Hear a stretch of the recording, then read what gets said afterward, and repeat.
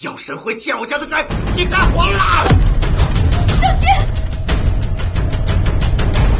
没事，我只想阻止药神。10年前，应天府举办药神庙会，我怕大勇被药神选中，就没让他去。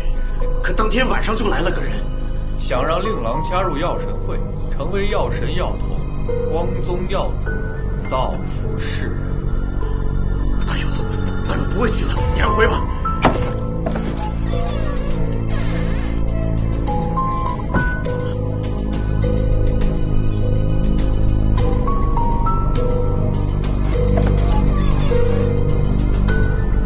娘子，那时候大勇就失踪了，直到2年前我才把他找回来，于是我就把他关起来。大勇，那密室里的画像是怎么回事？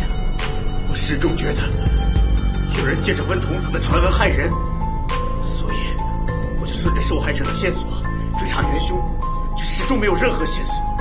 得知国公夫人也中了那毒，就想来帮帮忙。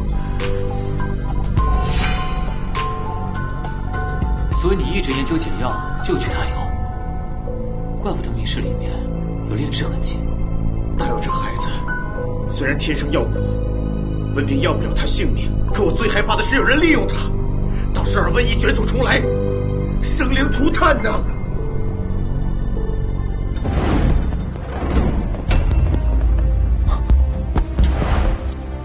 不好，徐大勇已经逃出去了，我们得赶快找到他。我怀疑曲大友已经在那个人手中了，也是那个人引我们近旁曲大友。事不宜迟，我们分头行动。我研究解药以防万一，你搜集线索，找到真相。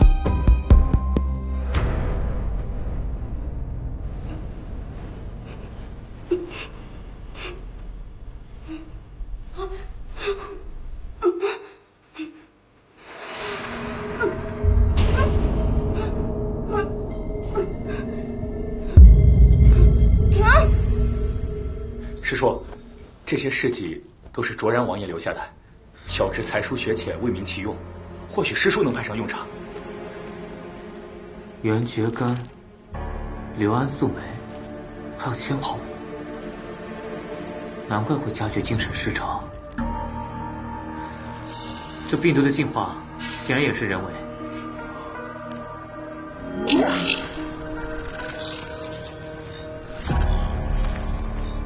检测结果出来了，蒸煮过的艾草灰可以吸附毒素，再加上曲三通过《伤寒论》研制的催吐法，再配合卓然王爷留下的抗菌药，应该可以达到针对性的解毒效果。能帮上师叔就好。也多亏了你啊，大侄子。不对呀、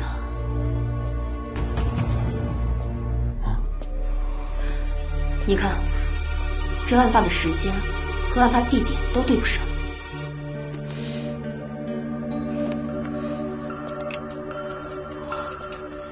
1更的时候是寻满街，商会2更，3更药神庙。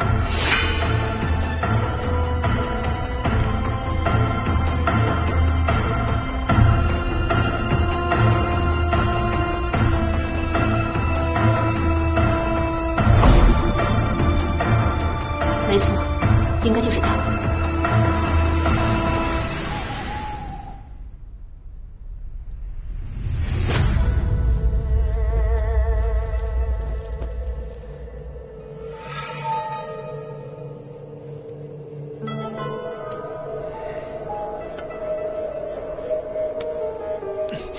住手！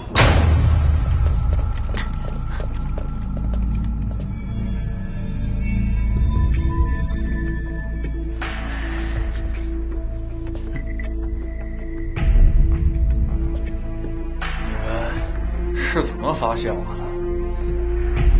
你每次作案都会提前打更报时辰，就是为了方便下药，来制造不在场时间。这案发时间和案发地点都对不上。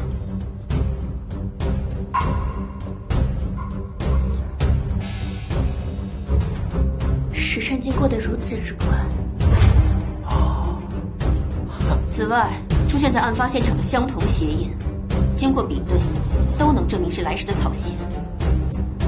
你还利用打更人的身份，第一时间汇报现场，就是为了故意栽赃到曲三头上，来混淆我们的视线。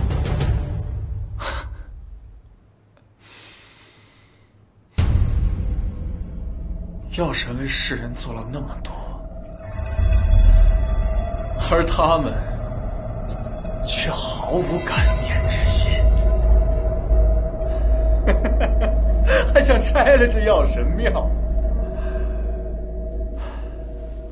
我只好送他们去死了。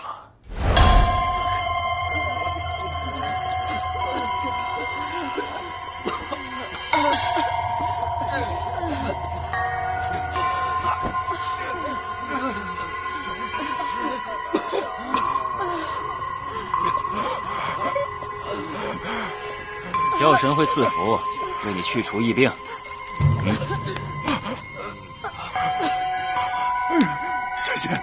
谢谢你，谢谢你救了我一命。我将来必会回报的，万死不辞，赴汤蹈火。记住你说的话。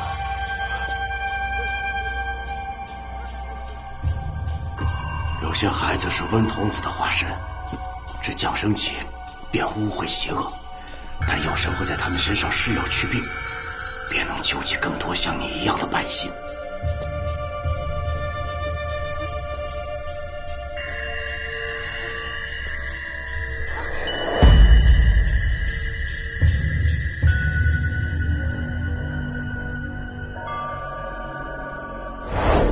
这些年我一直守在这里，希望能延续药神的香火，而他们却忘恩负义。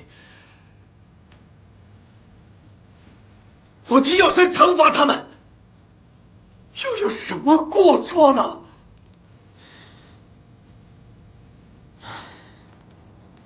我看过那记载，10年前那场瘟疫，来的突然，去的也突然。这分明就是药神会精心策划的，他们先害人，然后再救人，就是想让你们死心塌地的效忠，还让你成为帮凶，拿活人试验。不可能，不可能！你胡说！这曲大友分明就是温童子，不然他为何不死呢？我奉药神的命，是为民除害啊！这世上根本没有温童子，但却有药神会这样真正的恶魔。因为曲大友身体里面有瘟疫的抗体，能够帮忙研制解药。如果你杀了他，你才会变成那个千古罪人。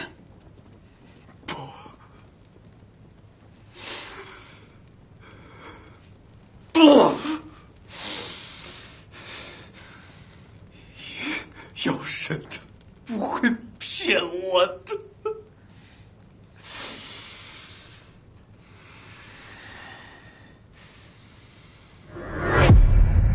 你才是那个说谎的人。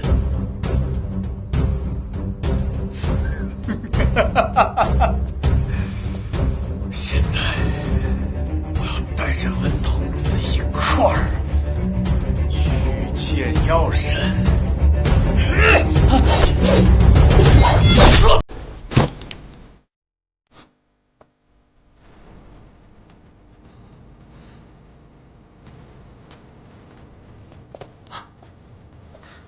我们去曲三家。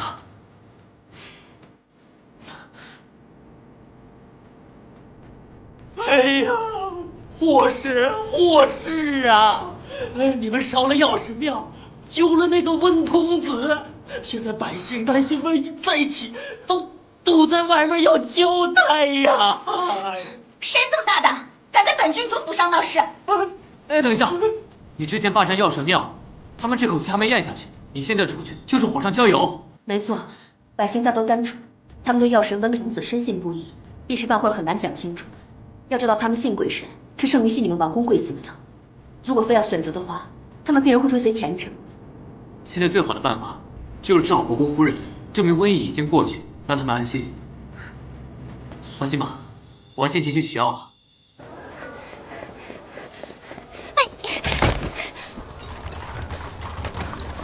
公子还在等着我回去救人呢。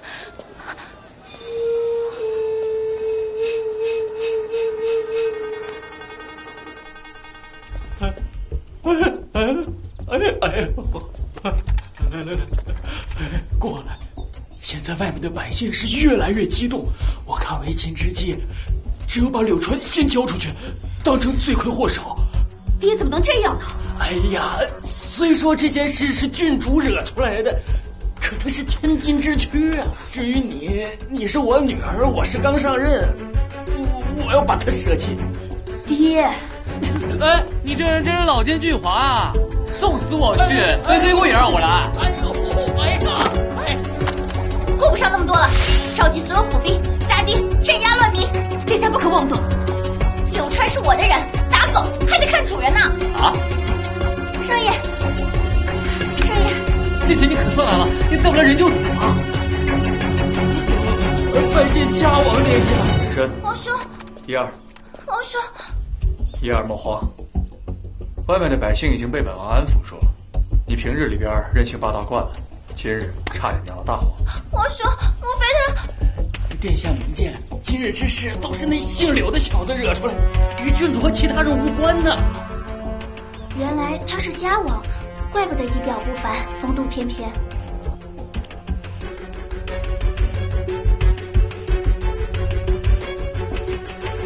国公夫人的病情也稳定了。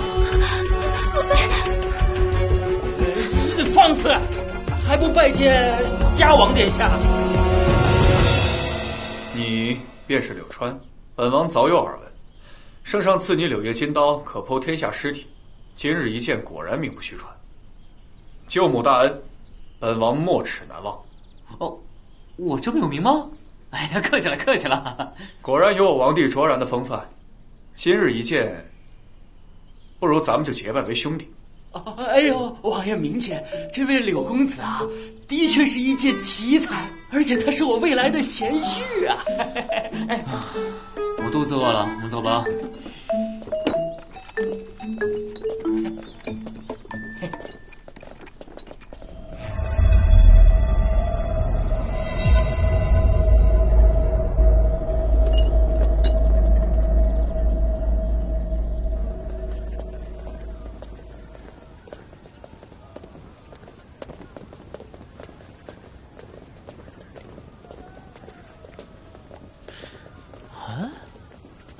不知道里面要供什么神啊？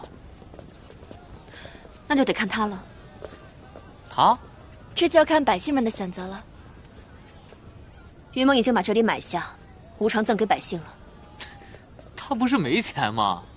前些日子怪我没弄清楚家里的情况，来人跟我说，先帝曾赐给我家一座铜山。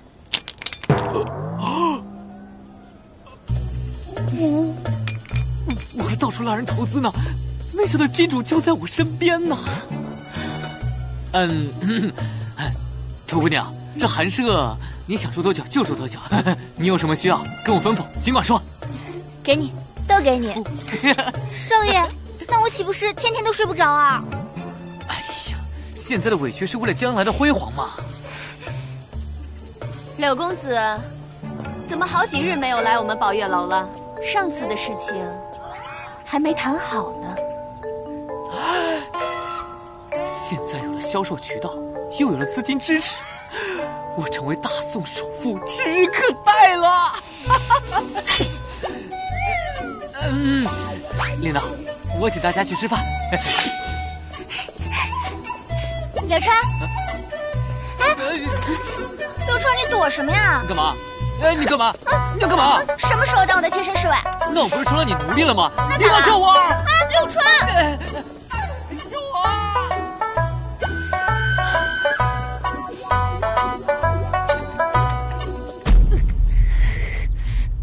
我能救他。那骷髅草到底是什么？我至今也未弄清楚。当年找曲大有的男人，你还有印象吗？说来也奇怪，我怎么也想不起来他的样子。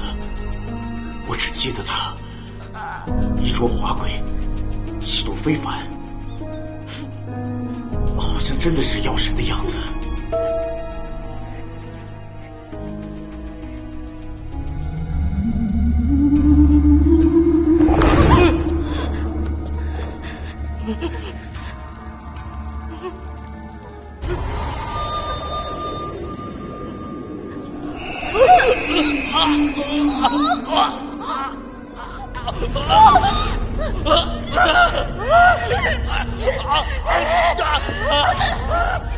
果然被他发现了骷髅草的线索，这个柳川还真没让我失望。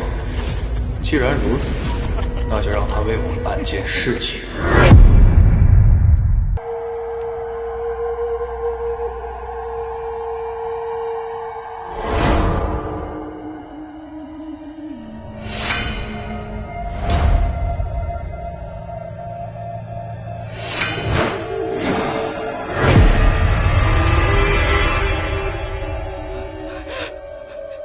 信女古氏，贞洁自守20载，一念之长，未能经得住诱惑，冲撞了神灵，罪该万死。我知罪，我知罪，我知罪，我知罪啊！我知罪。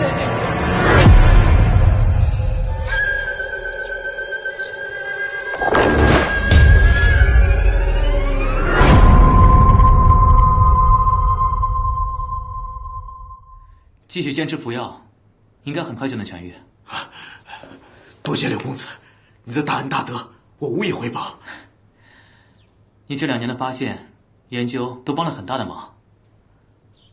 等你儿子能开口说话，或许就能知道一切背后的真相。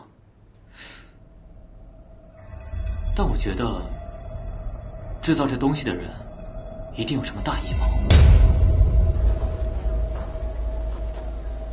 你怀疑涂老爷一案也和药神会有关？他们来自同一病毒源，跟着病毒发生了进化。进化？哦，病毒和人一样，他们也是物竞天择，适者生存。但这病毒它自身会发生变化，来适应这种环境。可是它能在这么短的时间内就变得有传染性，显然传染一定是人为所致。那如果对方居心叵测，岂不是非常危险？那简直就是在做生化武器啊！那怎么跟学着这了？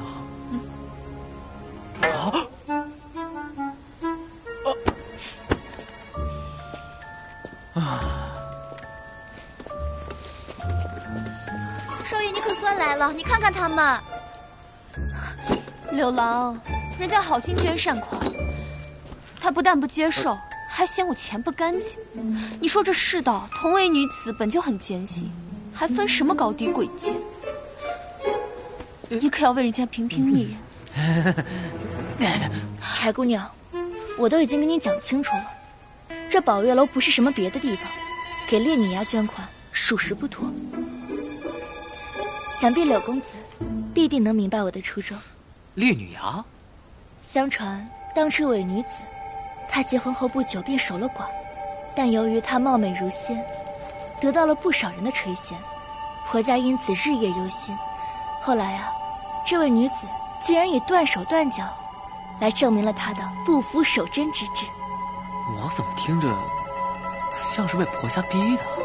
该女子因此被封为圣女，后来她所居住的地方呢，就被称为烈女衙，还被朝廷用来赡养和犒赏那些丧夫后还恪守贞洁的烈女。怎么又是你啊？本郡主几次遣人召你，你都过而不见，本郡主只好亲自过来了。郡主殿下，我现在完全没有换工作的想法，虽然他对我凶了点儿，但是我还是很喜欢我的工作的。放心，本郡主啊，不让你到府中伺候我了。本郡主决定呢，去应天府当仵作。我觉得呢，还是验尸更有意思。大姐，你饶了我吧！柳郎，人家受了委屈，你还没给人家评理呢。柳公子通情达理，孰是孰非，他自然分得清楚。刘川，只要你肯答应我，你要什么我都给你。溜走了，少爷，不要交手，不要再打扰他了。别这样，别说了，不要再打扰他了。拿刀干嘛抓他？还有你，不把本郡主放在眼里啊？柳川呢？柳川在那边，我带你去找他吧。柳川。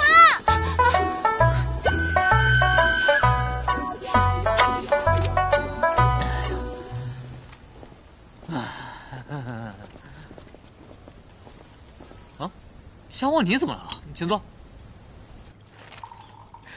若真如王爷所言，那这起命案确实离奇。只不过烈女衙并非应天府治辖，为什么不让当地官府调查？他们哪儿比得上二位？一位有勇，一位有谋，简直是天衣无缝，珠联璧合。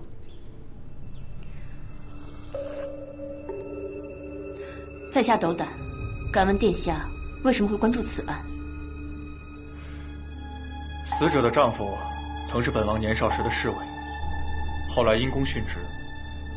没想到他的遗孀又死于非命，本王想查明真相，以告慰其在天之灵。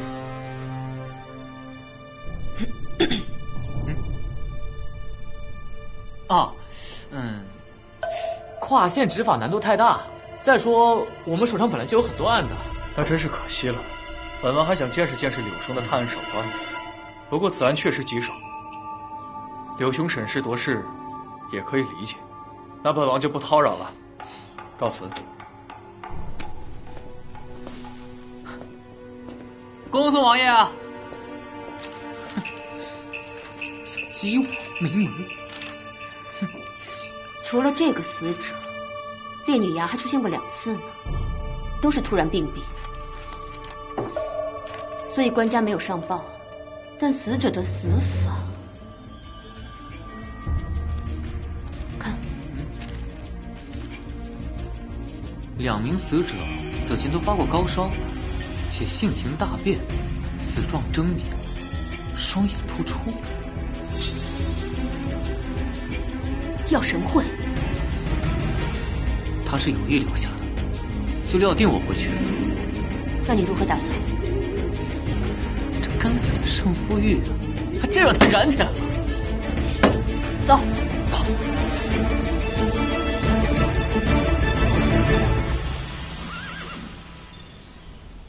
所以这里住了寡妇喽。唉，为了这东西，脱离社会，跑了这鸟不拉屎的地方，真是疯了。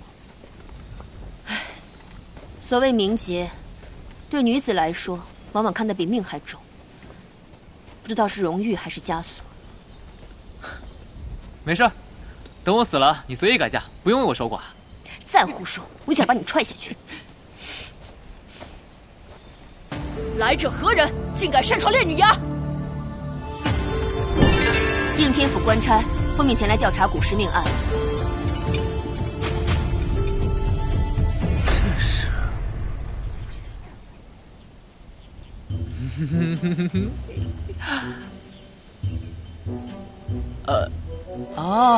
一个村长，一个治保主任，男女授受不亲，光天化日之下，成何体统？那么激动干嘛？我还以为有什么少儿不宜的画面呢，差点打码。哪里来的登徒子？我真廉耻！他是我们查案的仵作。这烈女衙皆为寡居女子，向来不允许男子踏入，这恐怕不妥。村长姐姐，我是来验尸的，不是来干别的。少废话，不行就是不行。当初圣上来了，也只能止步于此。你还想进入？不可能！这里的女子都曾向圣女守誓，要永世守节。一旦遇到男子勾起淫邪之念，不但坏了修行，还会遭到厄运。还请见谅。我知道我长得帅，但是也不至于有这么大魅力吧？更何况，这种东西本来就靠自觉自愿，强行禁止是泯灭人性的。村长姐姐，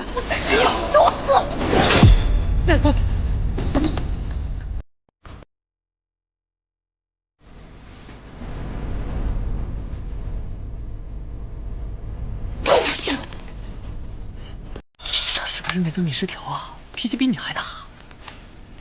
他武功不在我之下，不能入口。不如我自己进去，你先回去等我。好，那你小心点儿。下次给你。走吧。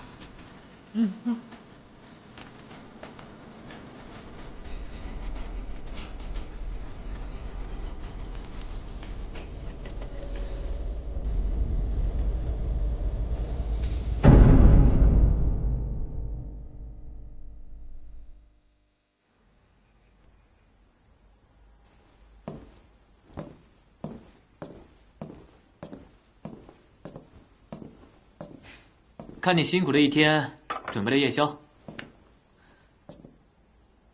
怎么样？今天查的？烈女崖的人都说，是因为他们违背誓言，不守妇道，所以才遭了天谴。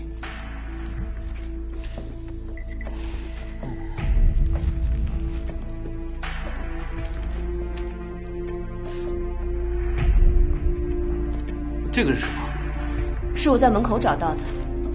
不知道为什么会出现在这儿。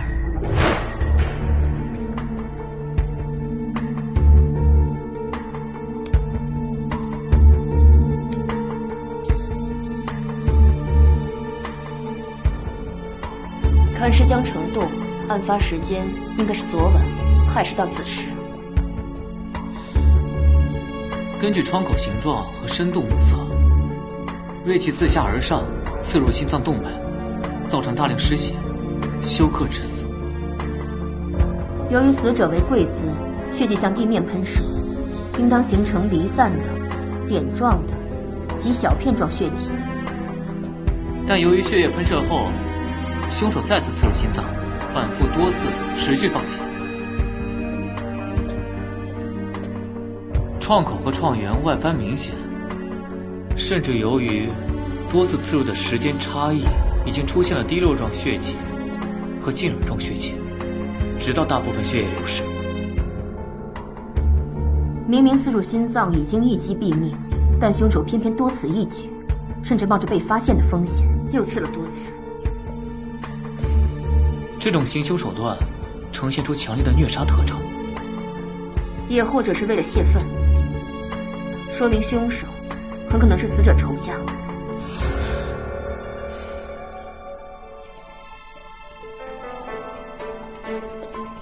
没有抵抗痕迹，没有束缚伤，说明死者和凶手并没有发生搏斗，甚至挣扎，应该在完全无意识的状态下被人杀害，比如喝醉酒。基本可以断定，死者和凶手相识。而且死者多年居住在烈女崖，没有外出，而烈女崖管控十分严格，外人很难进入。所以凶手极有可能就是烈女崖的人。此外，现场还有些酒杯，应该是用来祭神的。我已经提取了指纹。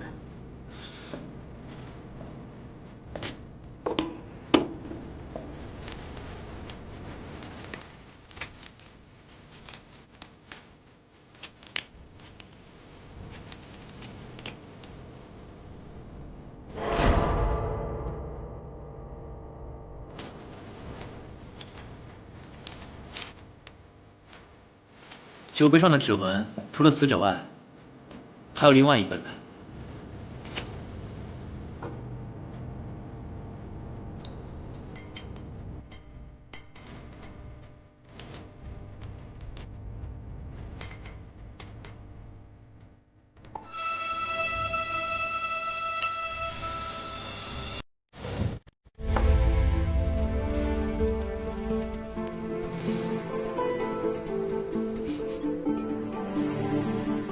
类似麻醉药之类的东西，必须得进入烈女崖进行指纹排查。但如此精密且大规模的采集比对，只有你才行。所以必须得想个办法进去。我倒是有个主意。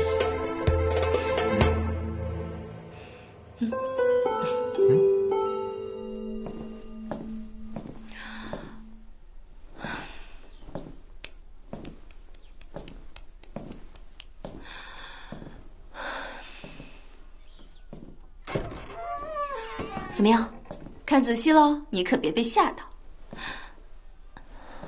哎呀，过来。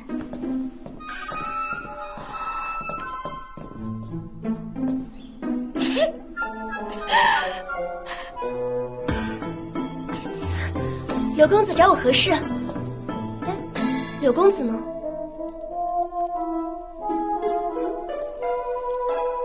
这位姑娘是……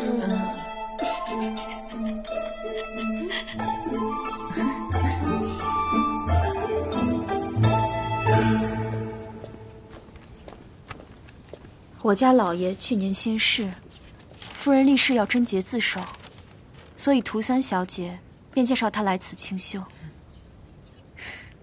涂三小姐乐善好施，为我烈女衙捐了不少善款，她介绍的自然没问题。不过这信上说柳夫人还与涂家有亲。正是，论起来，我家夫人还是涂三小姐的姑母呢。你们还想骗我？烈女衙里都是寡女，你喉间的突兀已经暴露，还想蒙混？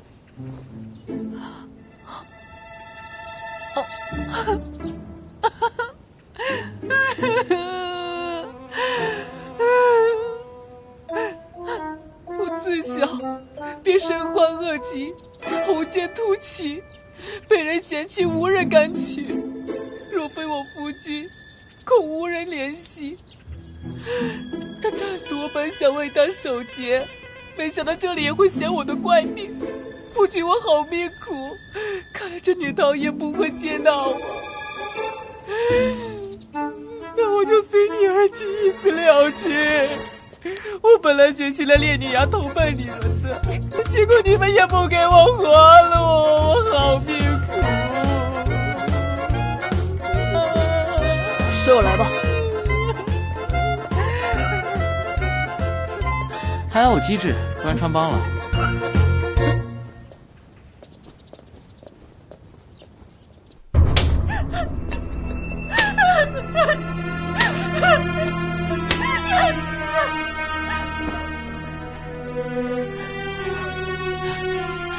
这不会是个邪教组织吧？柳夫人，切记早晚背诵，并恪守上面的戒戒。既然来了烈女衙，就要做到清心寡欲，否则一旦产生什么歪念，被圣女看在眼里，迁怒下来，就会像古世一样受到天谴。再过，日落钟响后就要关闭门窗，不许外出，以杜绝邪念，违者重罚不饶。柳夫人还请早些歇息，记得沐浴。7日后会为你举行这受戒仪式。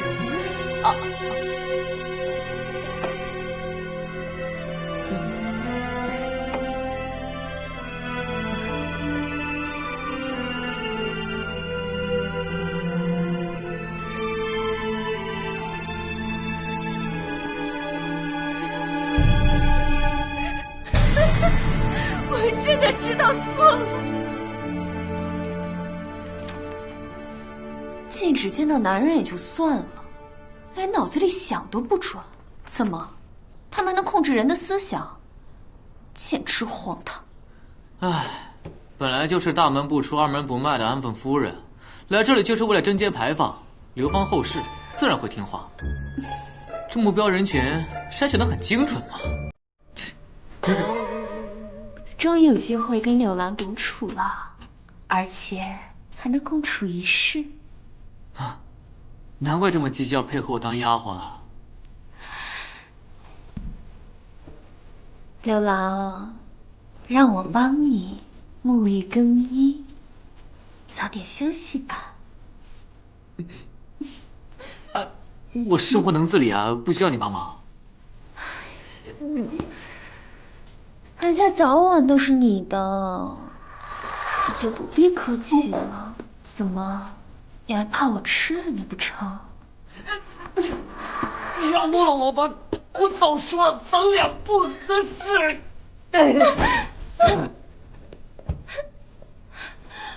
你是不是大人？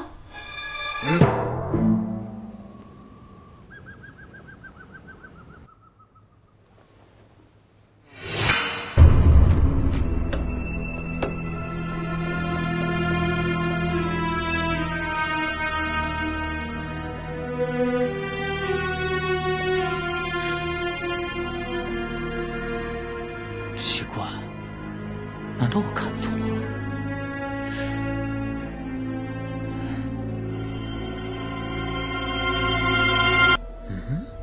大人明鉴，我是来给婆婆烧纸以表孝心的。你婆婆是遭天谴而死的，不配在此圣地接受香火祭拜，而你，天黑钟响后还敢出门，分明是心中一念未尽。我要替圣女好好惩罚你才行。住手！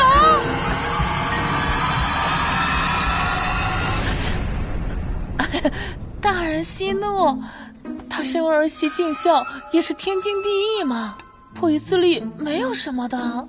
柳氏，这里没有你说话的份儿。念你今日才到，心中一念未尽，我就不治你天黑出门之罪了。7日后受戒再犯，一样重罚。我就纳了闷了啊，顶多也就安全意识有待加强，怎么还扯上淫念了？你们这些人脑子想的都是什么东西啊？天黑出门，不但不守女德，更是冲撞圣女。你想一块受罚吗？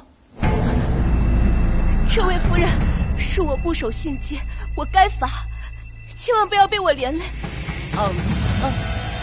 大人，我愿意受罚。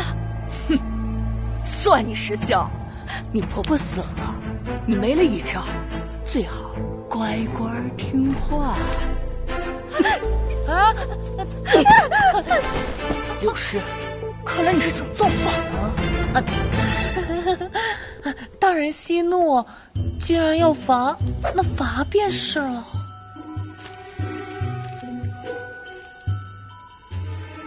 你这是什么意思？既然犯了错，就要受到惩罚。但是皮肉之苦就算了，不但圣女不忍心看，而且大人还费力气，你说呢，大人？算你识相，这次就算了。哼，多谢大人。我去，我好像还有点适应当女装大佬呢。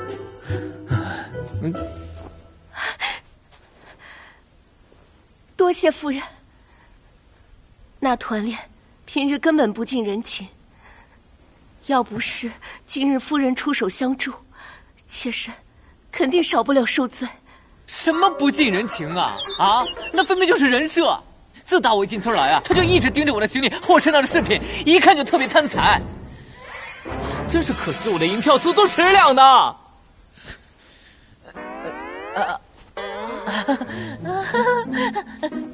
时间不早了，姐姐送妹妹回家。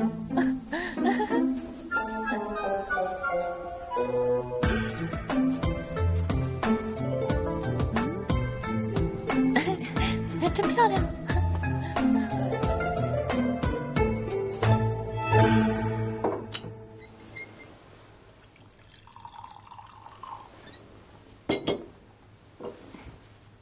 谢谢。看来你还挺孝顺的嘛。孝顺公婆是子女的本分，夫人过奖了。只不过不知道你婆婆对你怎么样。婆婆温良淑德，待我更是视如己出。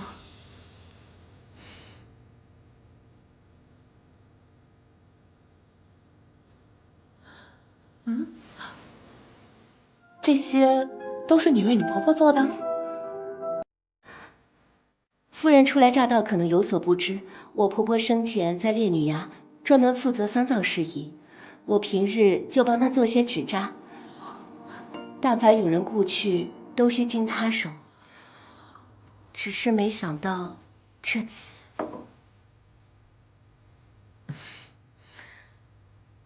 那我就先不打扰妹妹了，我先走了。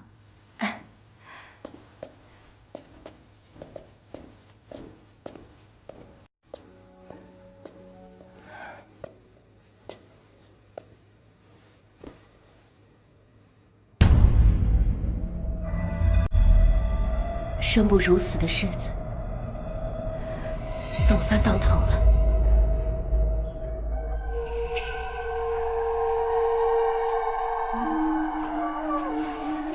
练怎么来这么早？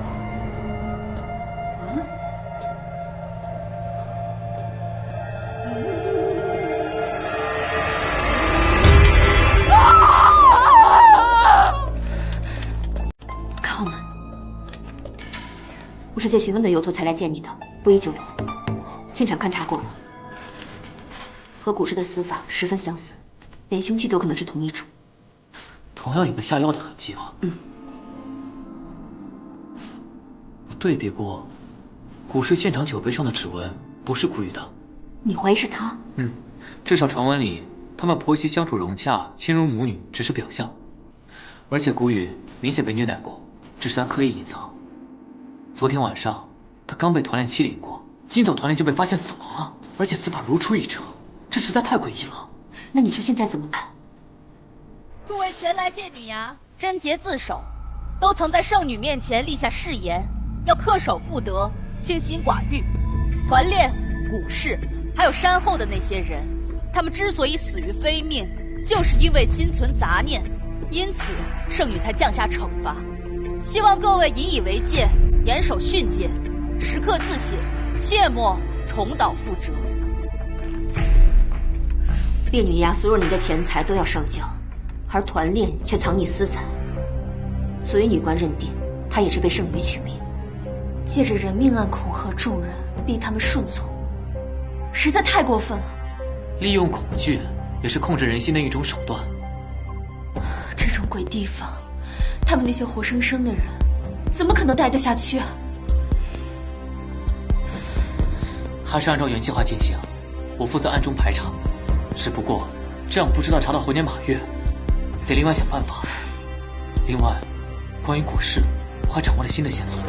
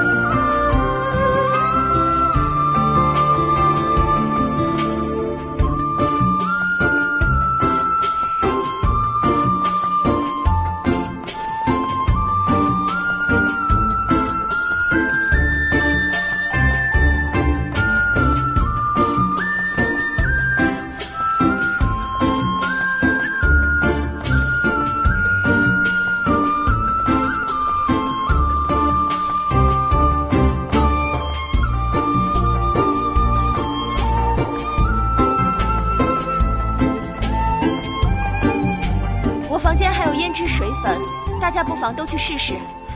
好啊，古雨，你也一起来吧。走吧。大人，在下还有些事情想要确认，也好尽快回去交差，烈女衙也尽快清静。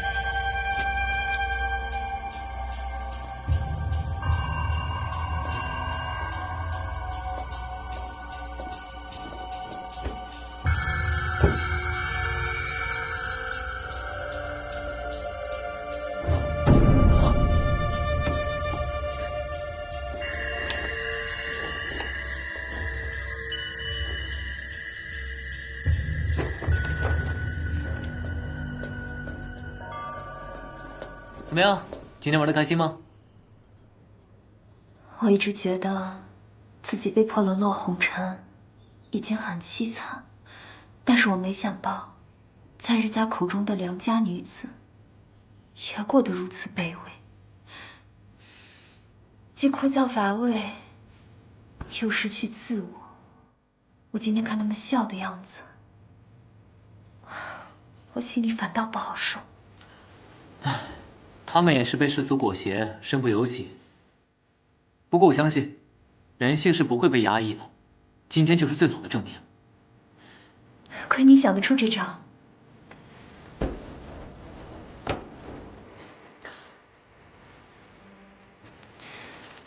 我告诉过他们，要记下他们喜欢合适的款式，这样就能进行对照。还得是你。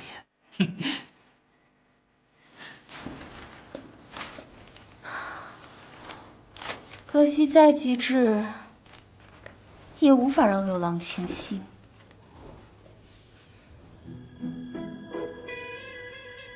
你干嘛呢？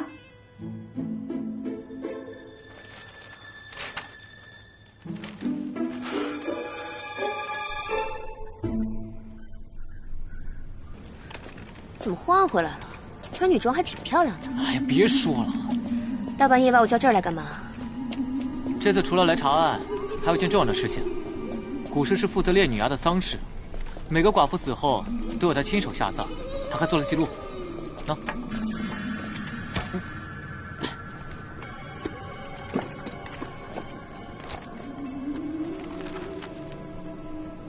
这上面的名字为何有红有黑？根据家王提供的资料，黑色的都是上了年纪自然死亡的，而红色的都是年轻妇女死于暴毙，也就是他们口中所说的天谴。你是想验证他们的死因？嗯。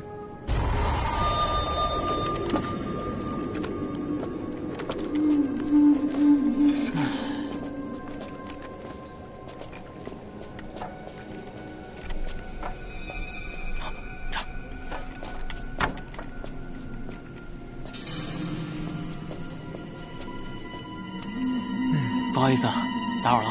我们也是想帮你探究真相，从这开始吧。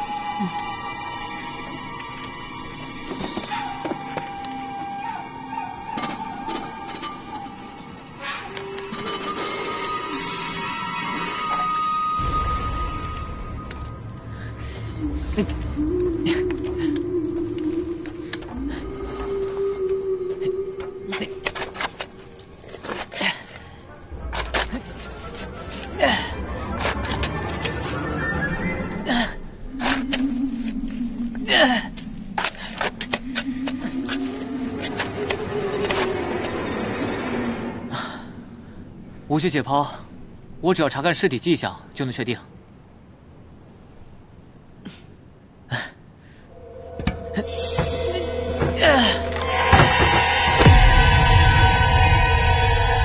空的。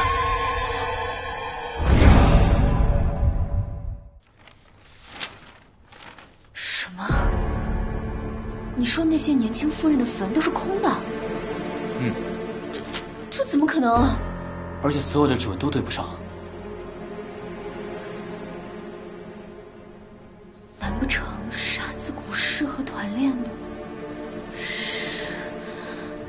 坟是空的，指纹也找不到，凶器也毫无线索。要不是我不信鬼神之说，恐怕我也要怀疑是那些死去的女子所为。我怎么觉得遗漏点什么？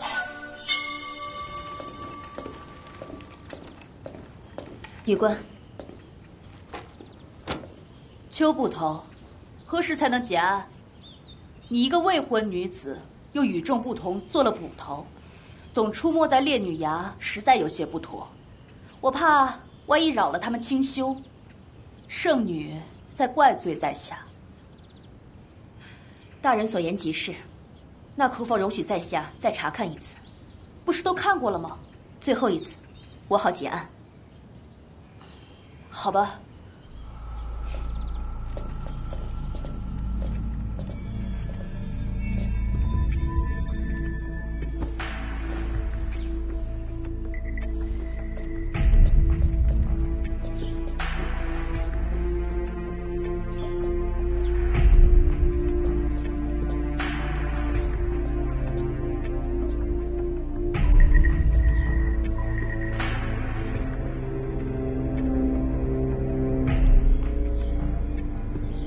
什么发现吗？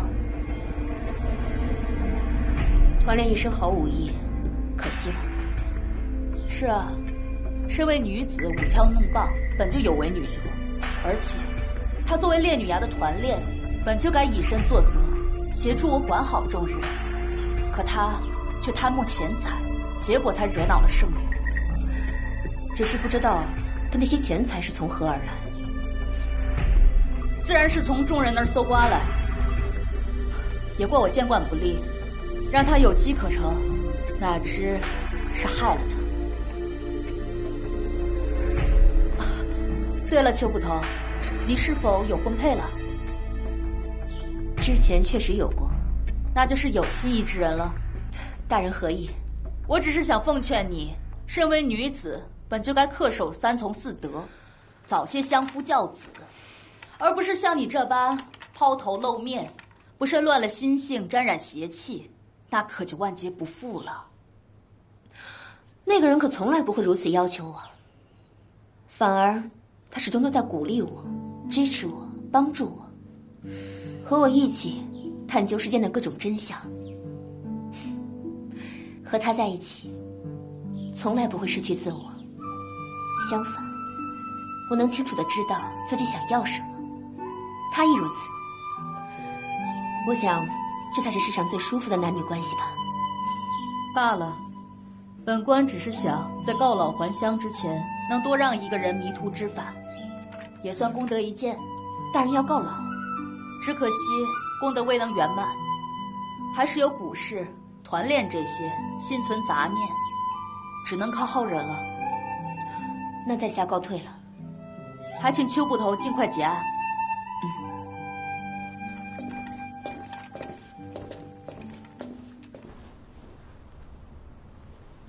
听说了吗？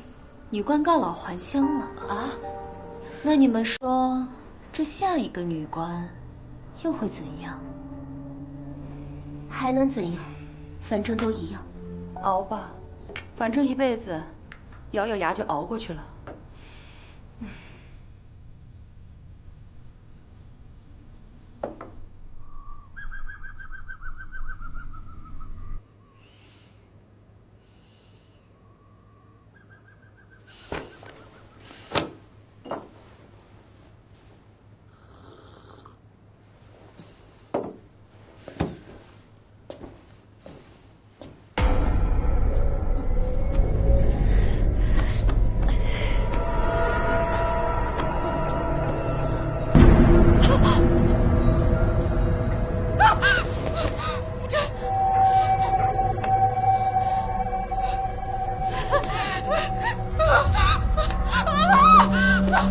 我21年早逝，都是你这个丧门星给害的。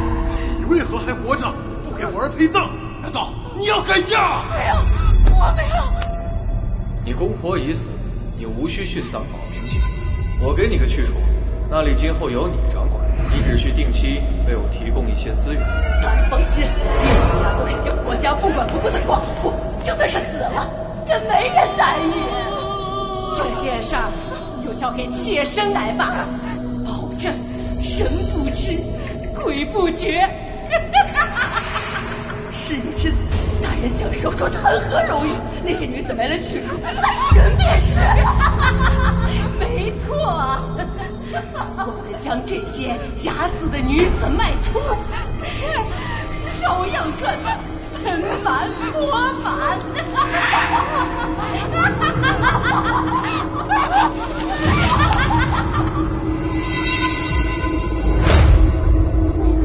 骗我！为什么骗我？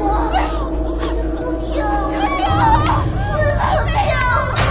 为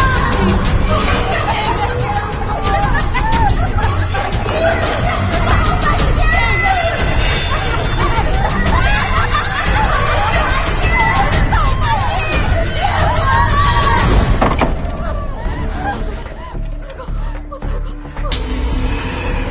什么东西？我错过，我没有。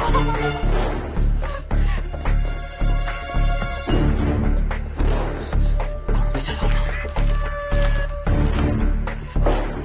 没有，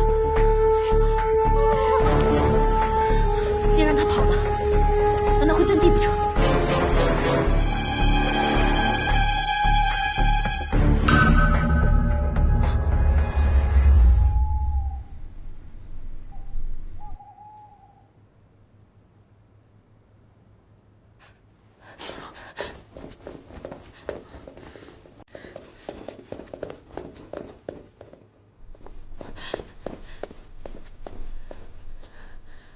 你们真的打算为了所谓的冥界，困在这个鬼地方一辈子吗？难道身为女子就有错吗？你们回答我！你若真有灵，你睁开眼睛看看他们！你为了自己的冥界毁了自己的一生，你现在还想让他们像你一样痛苦？莫非这就是你想要的？如果真是如此，那你根本不配丰收！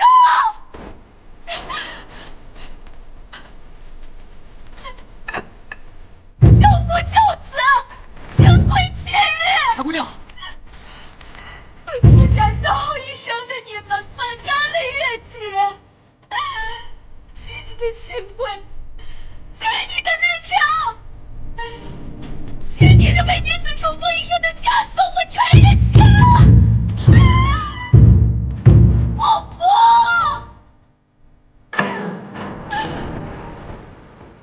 赵姑娘，你已经做得很好了。无论他们做出什么选择，你的出现一定会让他们每一个人都记忆深刻的。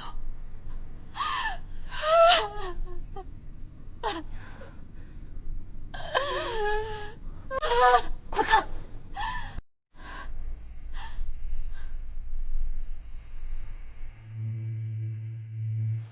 你诱骗那些守寡的女子来此，然后挑选合适的目标，制造假死，再偷偷把他们卖掉。你究竟把他们弄哪儿去了？起初送给救我的那个人，我从来不敢过问。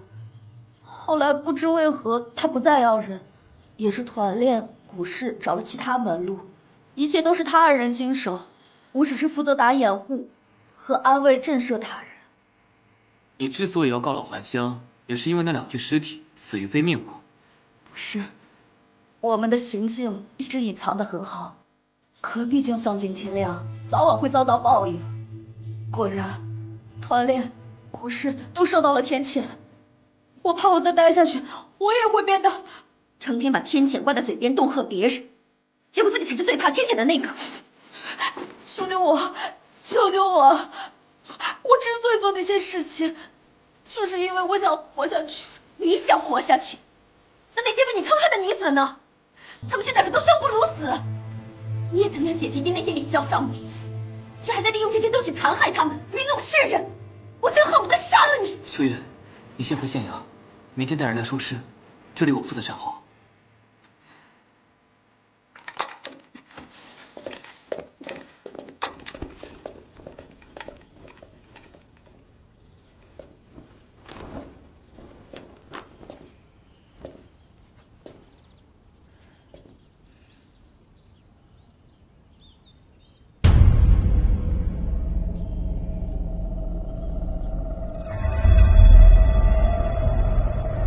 姐姐，我可以，我真希望没有见过你，至少不是在这种鬼地方。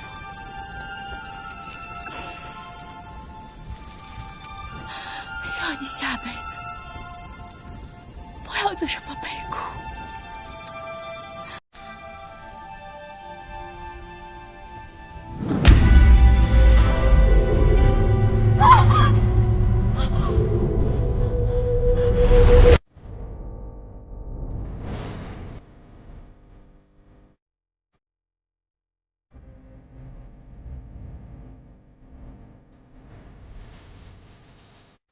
进来吧，我等你很久了。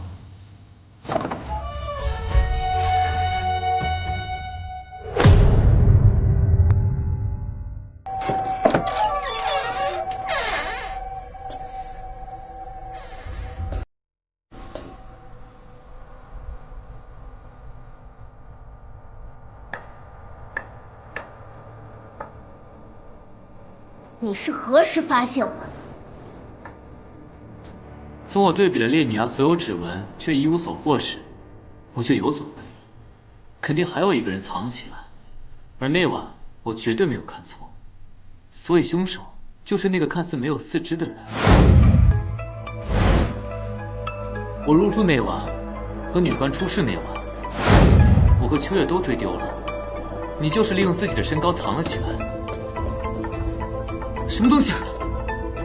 想必你也是用了这一点掩人耳目，杀害了古氏和团练，而现场的留下的圆形血痕，就是你脚上的高跷留下的。他们该死，只可惜被你们破坏，不然我就大仇全部得报了。不过我猜，你应该不是为自己报仇吧，而是为后山某座空坟里的主人吧？错，你的连环正是被他们所害。我因患病，身材矮小，形如孩童，受尽了欺凌，是银莲帮助我。秀真人咒。走开！干嘛？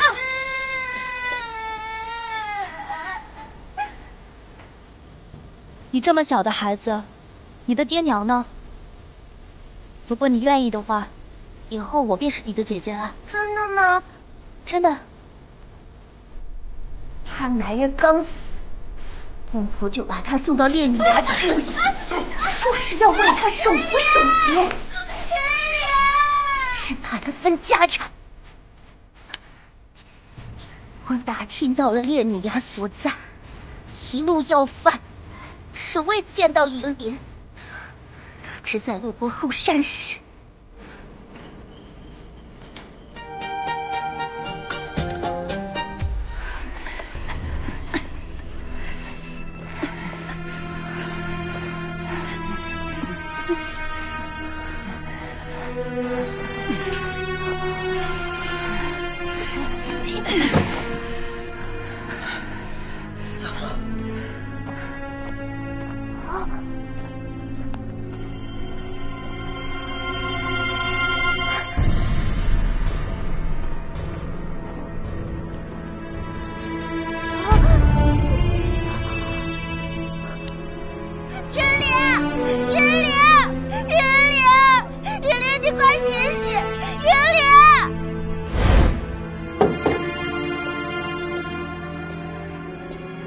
银莲被人割了舌头，手脚筋断不成人样，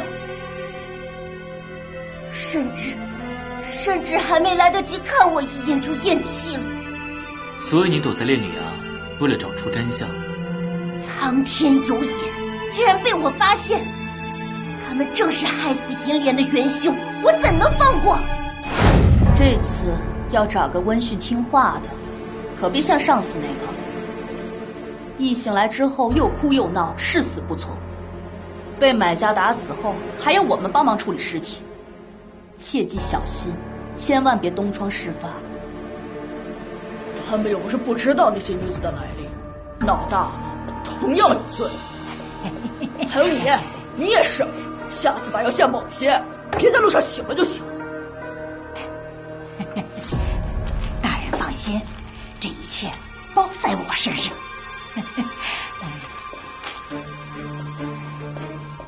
哎，那你记得别太过分了，万一死了，我们也拿不到钱。哎，大人喝酒，喝酒，喝酒。来，请。贱蹄子，看见你我就烦。别在我眼前晃，别耽误我发财，回来我再收拾你。滚！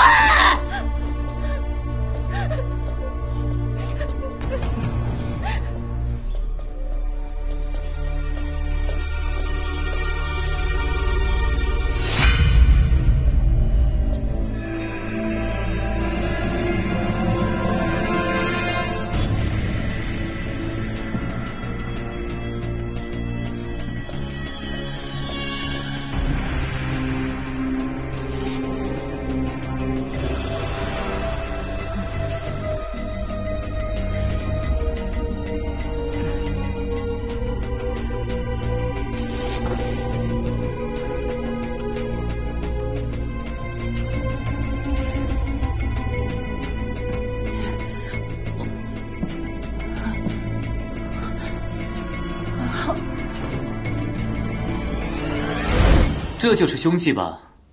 你还挺别出心裁的。他该死！他不但贩卖了包括银莲在内的那些女子，还虐待儿媳谷雨，简直不是人。至于团练，他同样该死。你婆婆这些年攒了不少钱，她人死了，但钱还在。说她把钱藏在哪儿了？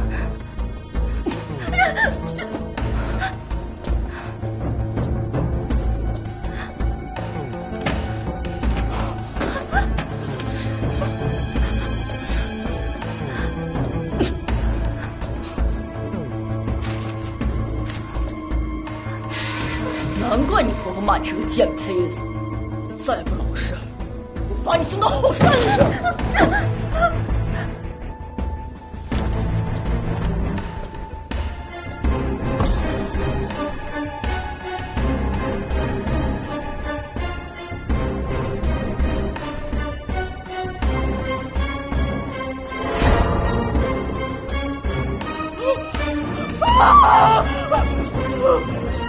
是圣女，圣女，圣女！那你为什么要杀谷姐姐？她是无辜的，她那么可怜。不，她没有杀死谷雨。那几个人贩卖女子的手段是制造假死，方法就让他们服用一种精神麻醉药，而这种药剂少量能让人产生幻觉，症状就像那晚的女官一样。所以你也利用这偷来的药剂，让古氏和团练自食恶果。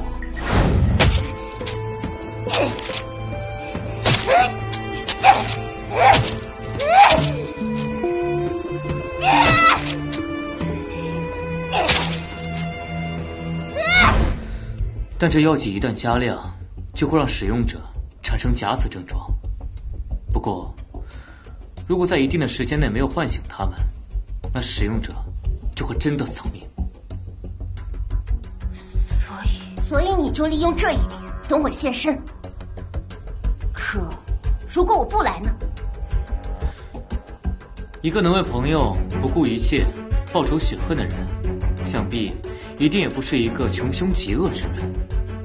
你之所以让谷雨陷入假死，也是因为想用同样的方法让他离开这里，所以你不可能不来。至于你挟持柴姑娘，也是想从我这里换回谷雨，对吧？谷雨她实在太可怜了，你来那日我就觉得你不简单，所以才偷看。果然，我唯一的悔便是没能完成这一切。对不起，银莲。小花不要！柴姐姐，你是个好人，你知道吗？自打我来到这个鬼地方，从没见过谷雨和大家像那天那般快活。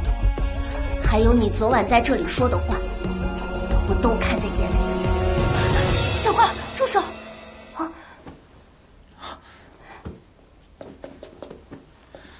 这种药能让人假死，但是有可能真的就醒不过来。我才不会做这种高风险的投资呢。婆婆自我守寡以来，一直控制我，虐待我，逼我守节，稍有不顺心就得毒打我几天，天天日夜做指掌。小花来找她复仇，也是解救了我。谷雨姐、柴姐姐，还有银莲，你们都是这世间顶好的女子，为何都如此命苦？尤其是银莲死的那般惨，我每晚都能看见她死在我面前的样子。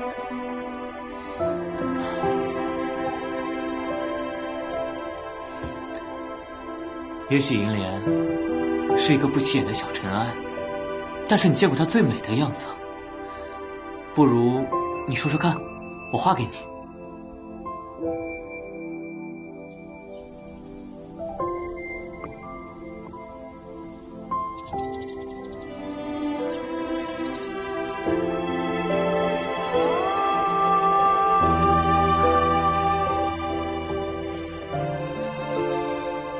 既然事情都解决了，那为什么他们还不走？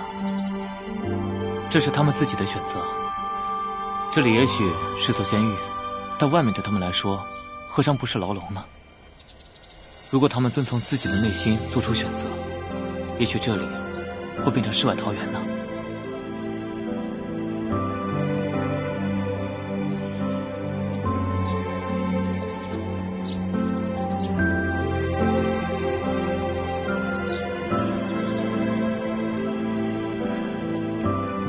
这是我答应你们的，我没有食言。记住，一定要活得漂漂亮亮的，别让我失望。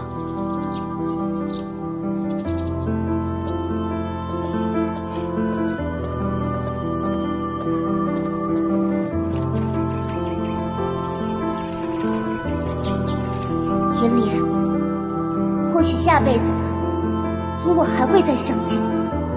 到那时，我会继续守着你，不会再让你受到伤害。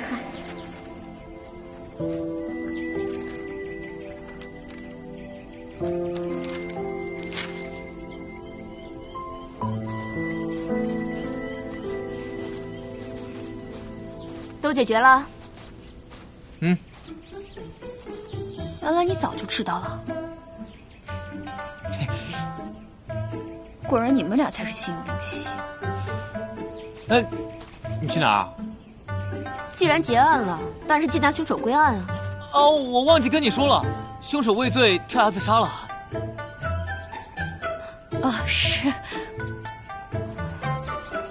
哎，你别看了，都摔成肉饼了。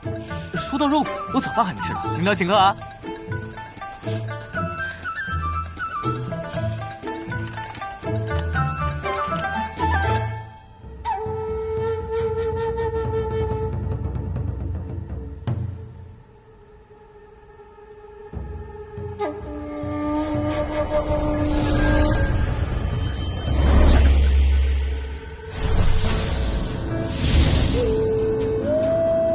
柳川如此有才能，埋没岂不可惜？看来必须给他一个让朝廷重用、大展拳脚的机会，才能为我所用。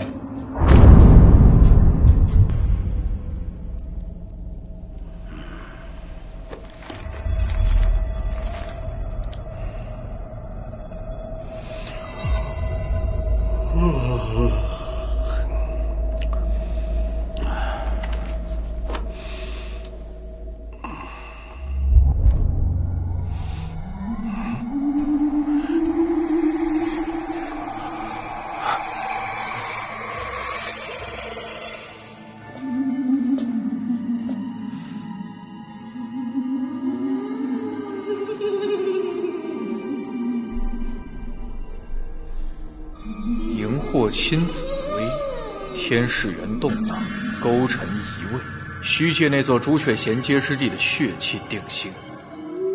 紫薇心下，皆是龙子凤孙，朱雀门中亦是官家中人。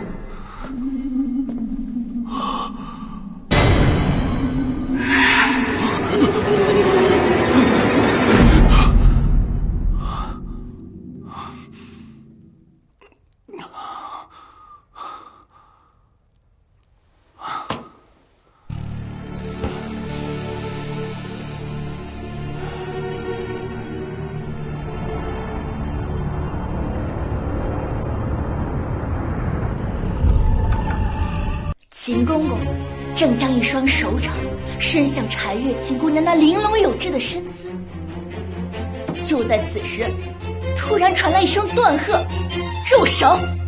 只见来人眉宇之间透露着英武之气，相貌堂堂，气质不凡。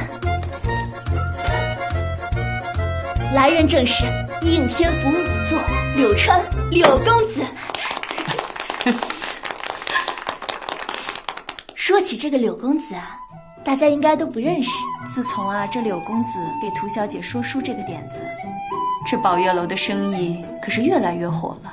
现在的柳公子真是无人不吃，无人不晓啊。少爷，柴姑娘，今天的炸薯条、棒棒糖，还有少爷新研制的果茶饮都卖光了。看见了吗？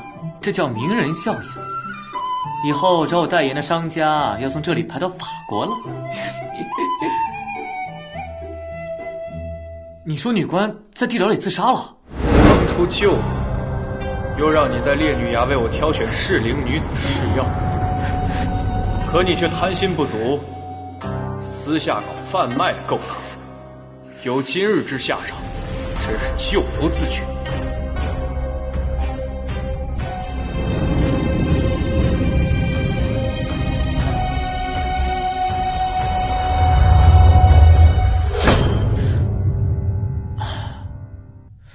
本来想从他那里得到药神会的线索，没想到他居然挂了。你怀疑烈女崖那些女子都和曲大友一样被送去了药神会试药？根据女官交代，让他做事的那个人跟曲三口中的药神会很相似，而且制造假死的麻醉药，其中的成分也和骷髅草相吻合。后来随着药神会的覆灭，试药就中断了。可他们从来没有停止过。我觉得嘉王让我调查此事，不只是因为他跟古尸有渊源，反而跟药神会有关。嘉王是当年剿灭药神会的最大功臣，有救驾之功，所以他这个原本的闲散王爷才因此获得太后重用。如今药神会有死灰复燃的迹象，他自然会重视。我怎么觉得这个人看我眼神怪怪的？哪里奇怪？如果女人这么看我，一定是起色心；要是男人吧，就是这种眼神。刘兄，我刚从宫里回来，就专程过来见你。怎么，要给我赏金吗？宫里出事了。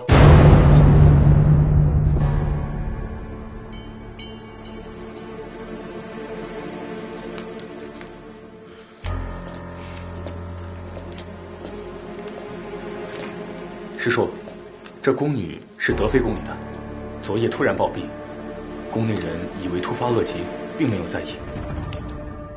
王爷，王爷，这一切都是臣亲眼所见，这就是那阎王爷留下的生死簿。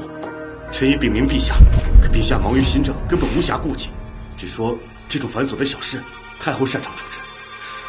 哼，这个皇帝还挺会阴阳怪气的。刘兄，师叔，这宫女的名字确实在此之上。王爷，昨夜臣夜观紫微星，发现有一团黑烟萦绕，还有那么一小条血色裂缝。要我看呢，这不只是1、2条人命就能解决的问题。要我说，这生死簿上所有的人都将……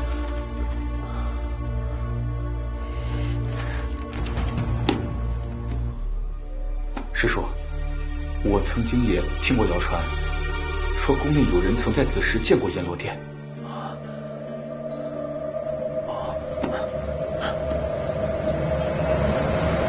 那柳兄，这次要麻烦你了。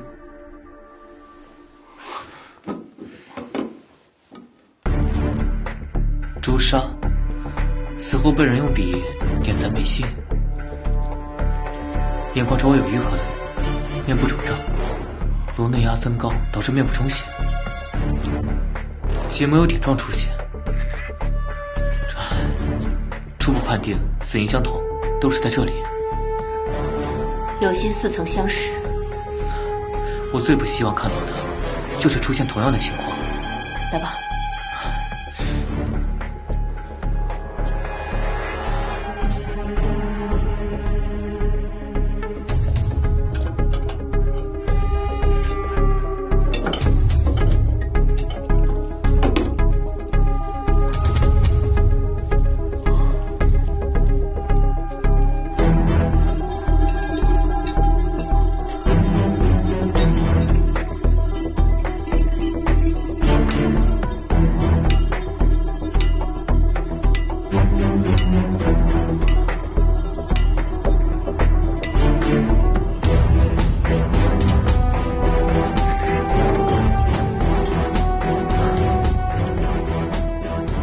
果真一样。都是中毒所致。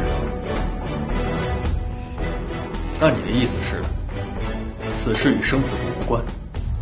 但跟骷髅草脱不了干系。骷髅草？难道是药神会的原因？当初圣上就应该把药神会一并歼灭。只不过药神会波及广泛，再加上当时皇恩浩荡，推行新制度，此事便不了了之了。看来虾王对新政很有意见。圣上志向远大，我这个做臣子的自然不可能不支持。只不过，有些事要分轻重缓急，欲速则不得。你们还是速速与我去宫里面见太后吧。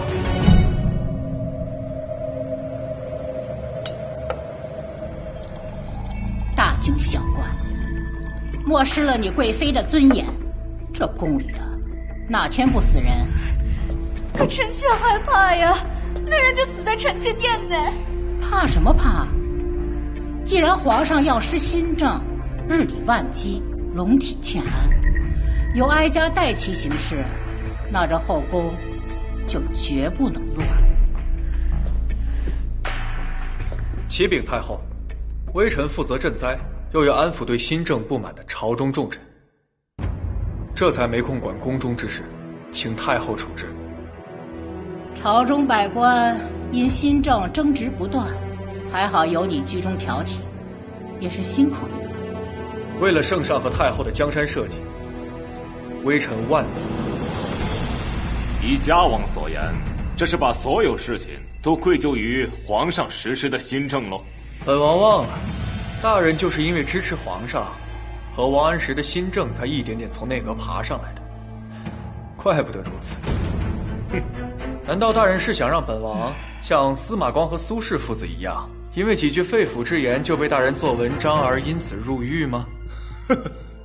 下官不敢，只是家王向来同情反对皇上新政的逆党，下官只是担心，若是此事又是别有用心之人为反对皇上新政而妖言惑众，敢问家王能否秉公？好啦，新政，哀家都听烦了。两件事先不要混为一谈。案情调查的怎么样了？禀太后，已请来皇上御赐金刀的柳川前来见面。宣。哦，天哪天哪！这位姐姐居然是太后殿下来了。姐姐，你放肆！在下实在是太震惊了，所以才有些失态。太后姐姐容光焕发，皮肤紧致，刚才进来的时候，我还以为是哪位公主呢。如果姐姐你把你的护肤养颜秘籍公布出去，那整个大宋下至16，上至60，那女人不得抢疯了？果真如此，太后自然严压后宫。哎呀，刚才叫你姐姐，都怕把你给叫老了，真是死罪死罪。你倒是会说话。我也是有感而发嘛。柳川，哀家也曾听闻你连破几起大案，曾能与卓然王爷相似，连顾侍郎对你也是推崇有加，家王也是十分赏识，连皇上都御赐你金刀，你好生威风。哎呀，太后过誉了，圣上慧眼识英，那肯定是遗传了姐姐的优良基因呐。启禀太后，柳川已经发现了一些线索，疑似与药神会有关。药神会？药神会当年本来就没有铲除干净，如今有死灰复燃的迹象。柳川和秋月的案件可以证明。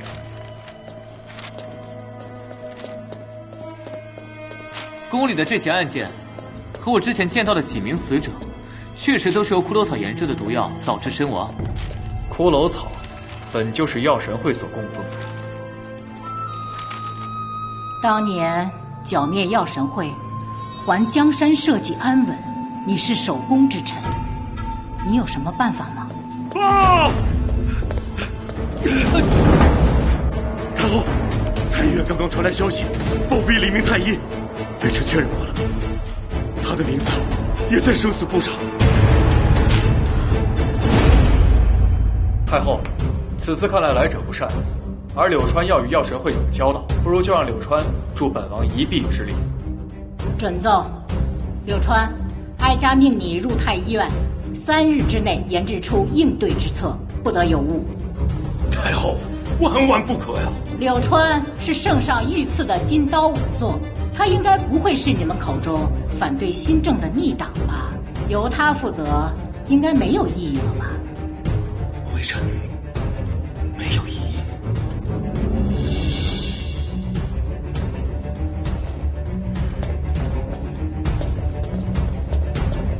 家王柳布，哀家另有事情相议。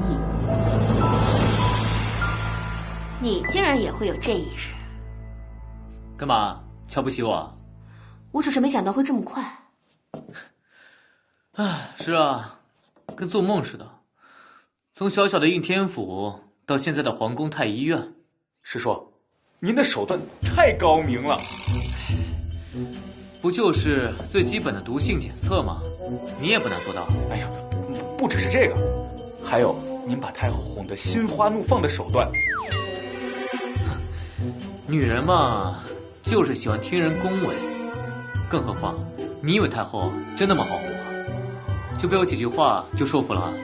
大侄子，你除了查案、人情世故，这事一点都不懂。小之愚钝。这件事情的背后，围绕着新政斗争。头一个反对的就是太后，而家王就是给他办事的。而那些支持新政的，自然是皇上。他们母子俩不好直接撕破脸，所以太后不会把这件事放大。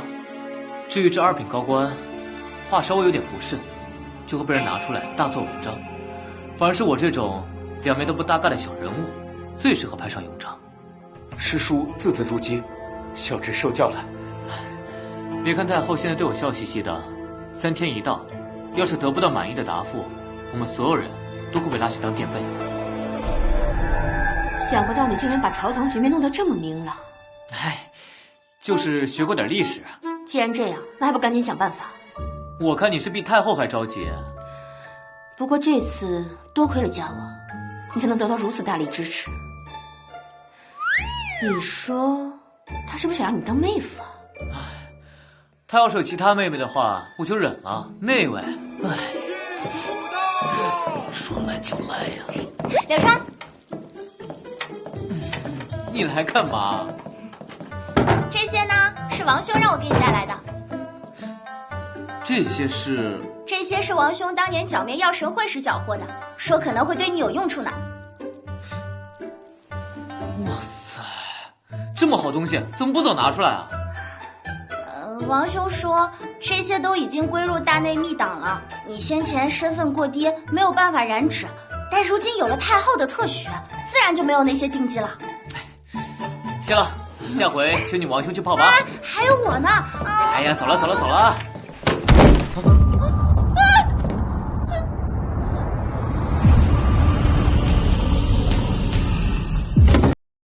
不用演了，一看就知道是同样的刺客。难道真是药神会出现？可他们现在在何处？顾大人，您怎么了？因为他的名字也在生死簿上。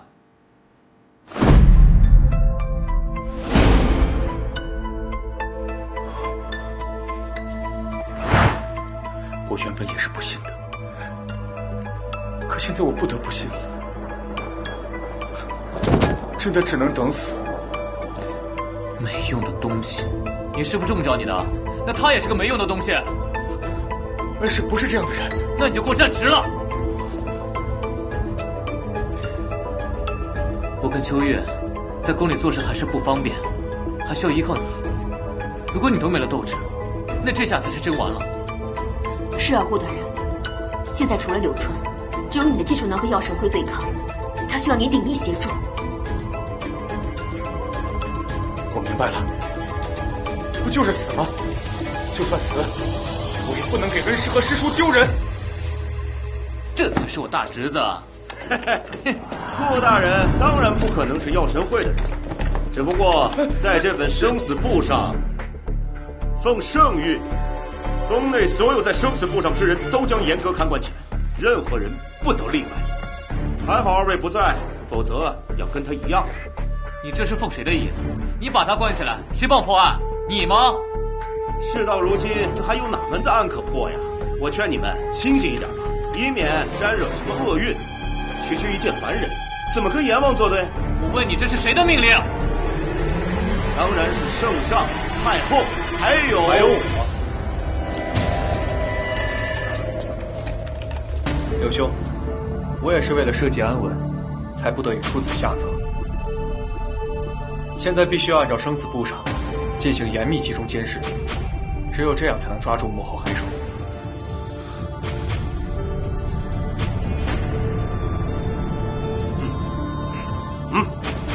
走。柳兄，为了以防万一，我已经从宫外把我的亲信都叫来了，他们个个不低于大内高手。如果我没有猜错的话，你把他们都关起来，不只是要抓住幕后黑手吧？家王留步，哀家另有事情相议。圣上痴迷新政，对其他事情一概置若罔闻，朝中也尽是阿谀奉承之辈。现在只有你和哀家是一条心，哀家这就赐你替哀家行事之权。可最后万不得已，只好舍弃宫中生死簿上所有人，用他们的性命换紫微星的安定。谢太后。那不是放任他们去死吗？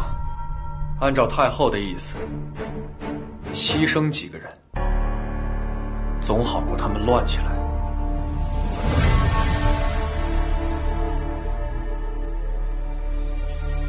他们这么做，估计也于事无补。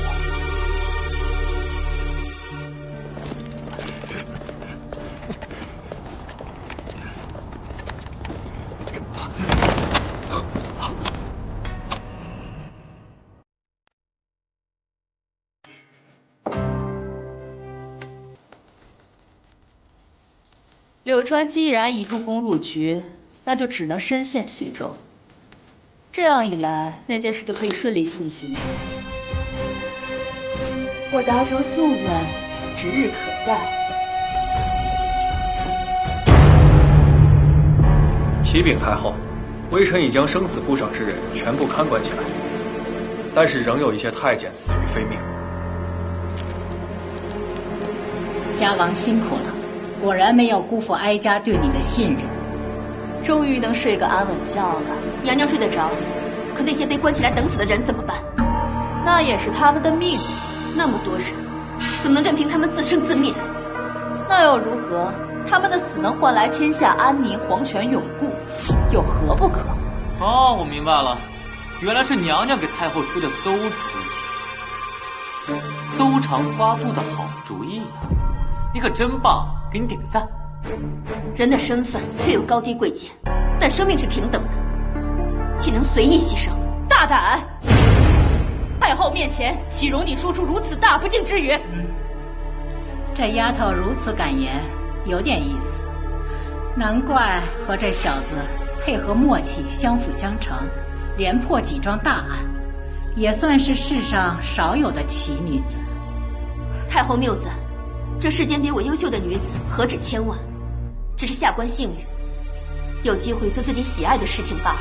是啊，世上多少女子从出生起就无法掌握自己的命运，你能这般随性而为，哀家也是有几分羡慕。也罢，柳川，你说说，你到底想干嘛？回禀太后，根据下官的观察，每6个时辰就会有人丧命，现在关起来反而是好事。哦，你有办法？不妨让我试一试。是，如此事关重大，岂容你儿戏？哦，那娘娘有什么好办法吗？德妃啊，你平日里伶牙俐齿，但是斗嘴，你却斗不过这个小子。那你说说，你要如何试试？由于涉及到专业的病理和病毒检测，我需要一个人协助。何人？顾正言。母后万万不可！那顾正言也在生死簿上，他分明私下与顾正言交好，想要私放。万一因为少了一个顾正言，导致紫薇心不稳定，那岂不糟了？有家王和他训练有素的护卫看着，谁能跑得了啊？家王，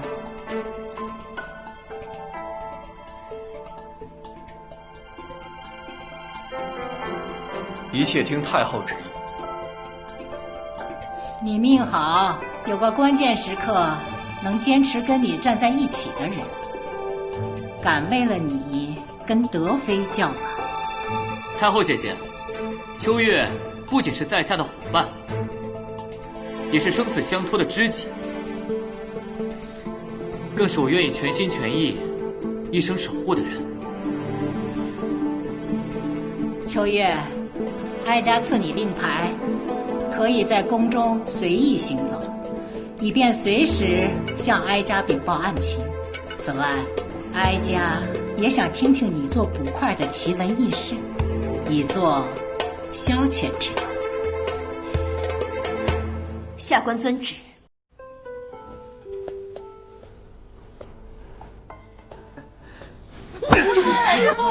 出来！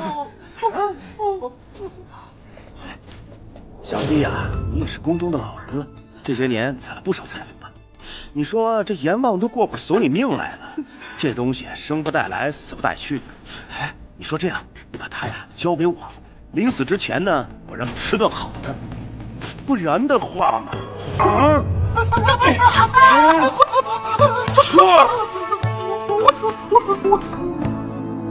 都在我家好好的榕树下呢。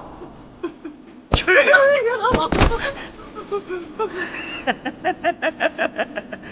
这么年轻漂亮，死了太可惜了。我不如便宜打人我。不死！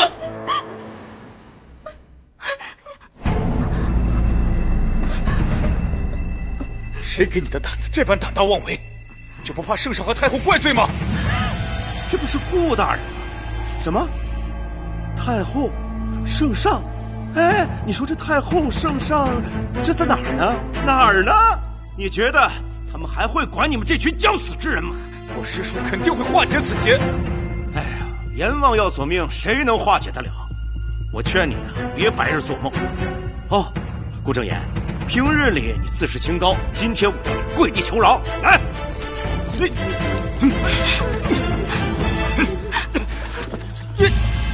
哎呀好，我怎么不服气？告诉你，你跟他们一样，不管你之前怎么样，今天落到我手中，我就将你轻易拿捏。哦，对了，同情这老太监是吧？行，那我就把你变得跟他一样。你敢？裤子给我扒了！是，住手！师叔，让开！师叔，还好来得及时。我大侄子跟大侄女还在吗？啊？刘川，你好大的胆子，敢来这儿撒野！来人，拿下！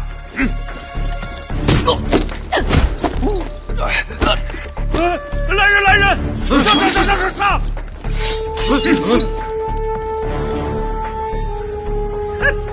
奉圣谕，任何敢在皇宫捣乱者，格杀勿论，拿下！你真拿鸡毛当令箭了，领导。遵太后懿旨，特许顾正言协助柳川，即刻解除看管。另外，其他被暂时看管之人务必有待，有挟私者，重则不饶。哎！好啊，你个小小的捕快，竟敢假传太后懿旨，令牌是假的，拿下！我看谁敢！真的是啊，不见棺材不落泪，来吧，老弟！自打我进宫，我还没动过手呢，走！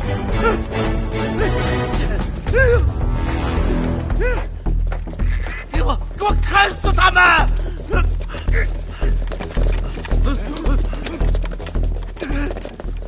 参见太后。太后，柳川，人已经放出来了，接下来你该怎么做？回太后，检查所有人，然后再进行针对性的检查。你这么有把握？试过才知道，但我总不能眼睁睁地看着这些人等死吧？我想太后也是这么觉得的。我自有办法能找出作乱者。哼，说的倒简单，生死簿上那么多人，你要查到何时？刚才是哪个瞎了狗眼的说太后的令牌是假的？哼，每个人我只要看见就行，耽误不了多少时间。太后，无论如何，请让柳川试一试，他们都是活生生的人呢。更何况这样下去，难免不会人心浮动，引起更大的混乱。哀家给你的时间不会太多，你抓紧吧。家王，你配合他就是。去，把人都召集到院子，不许粗暴对待。是。柳川，希望你不要辜负哀家对你的信任。哀家乏了。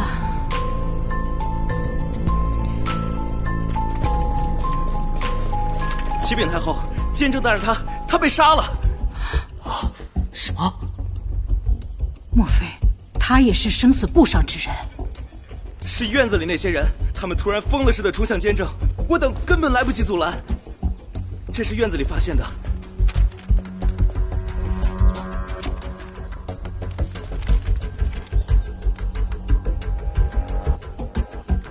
若想活命，先杀监正。莫非是因为他泄露了天机？看来是里面的人为了活下去的希望，只能铤而走险。太后，这里不安全，还是先回宫吧。他们难道还想杀哀家不成？刘兄，太后，这里交给我。大侄子，你去太医院做好准备。秋月，跟我走。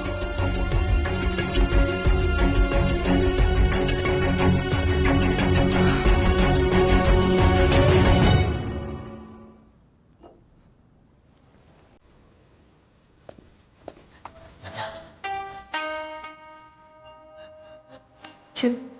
是。柳川，我倒要看看你的能耐。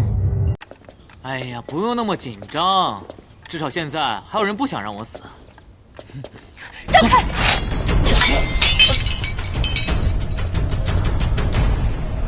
这个纯属意外。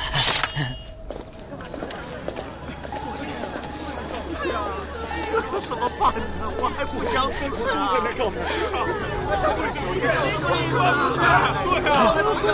安静，都安静，安静，安静，安！想活命的都给我闭嘴！你们这东西好药。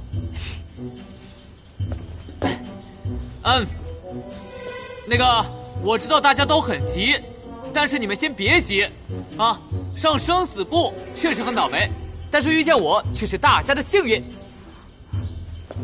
这个是我给各位家人带来的新产品，它能救你们的命。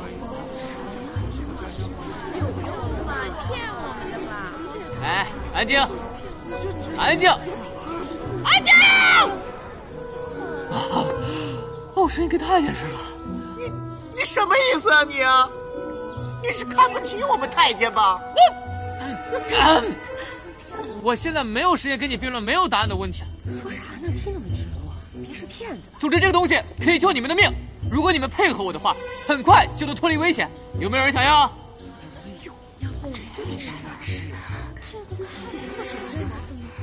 哎，那边有人举手了，很好，把手放下。哎，那边也是，很好，很好。哎，这边也有，感谢大家支持。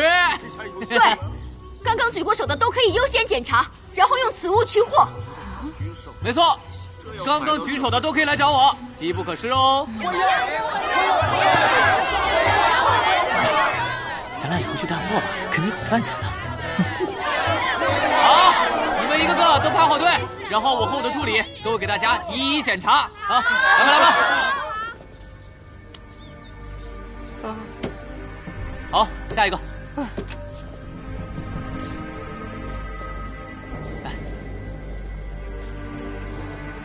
好。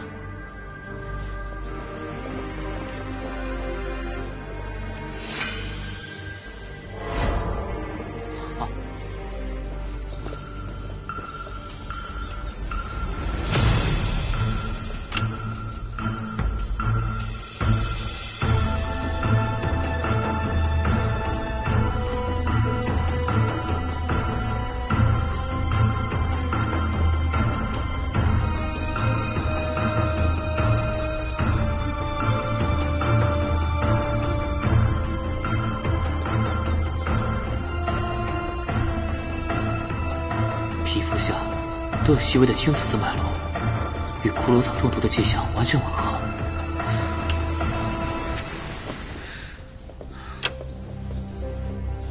都是骷髅草的症状，他们都是被提前下药的，会相继死亡。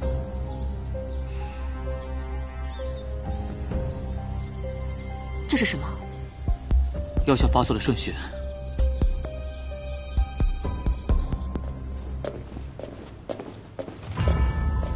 进展如何？禀报太后，我已经查验过，他们所有人都中了骷髅草的毒，而且下毒者用量相当精准，让中毒者会按照不同程度的毒性陆续死亡。能用毒如此之精准，看来无疑是药神会了。家王怎么这么肯定？啊，差点忘了，王爷是最了解药神会的人，我已经让大侄子提前去准备了，等解药批量完成，就能够救他们了。那太好了，我这就去。等等，他留下，此事非同小可。你若办砸了，我先杀他这个愿意和你同生共死之人。果然是太后的做事风格。放心吧，快去。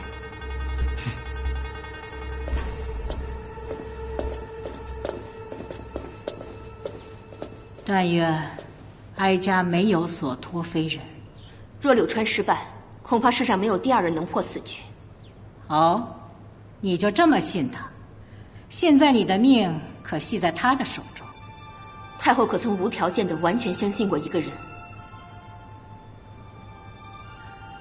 我这辈子相信过2个人，是我生命中最重要的2个男人，一个已经不在了，另一个视我为眼中钉。太后所说的，是先皇和当今圣上吗？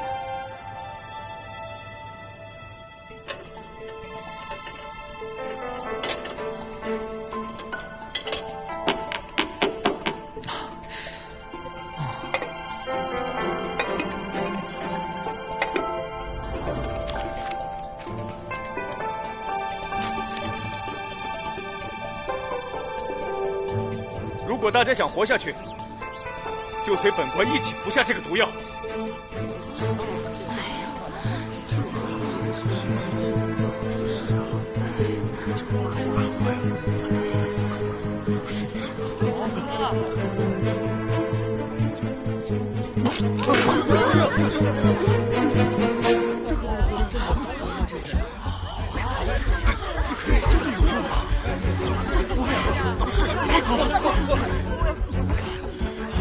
这次下药的方式非常复杂，肯定是早有预谋。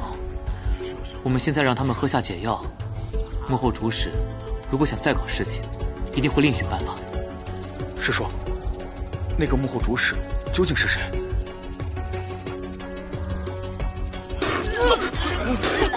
谢谢顾大人，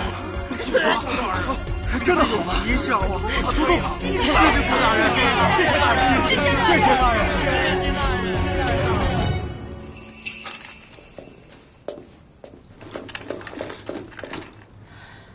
那边情况如何了？他们全死了。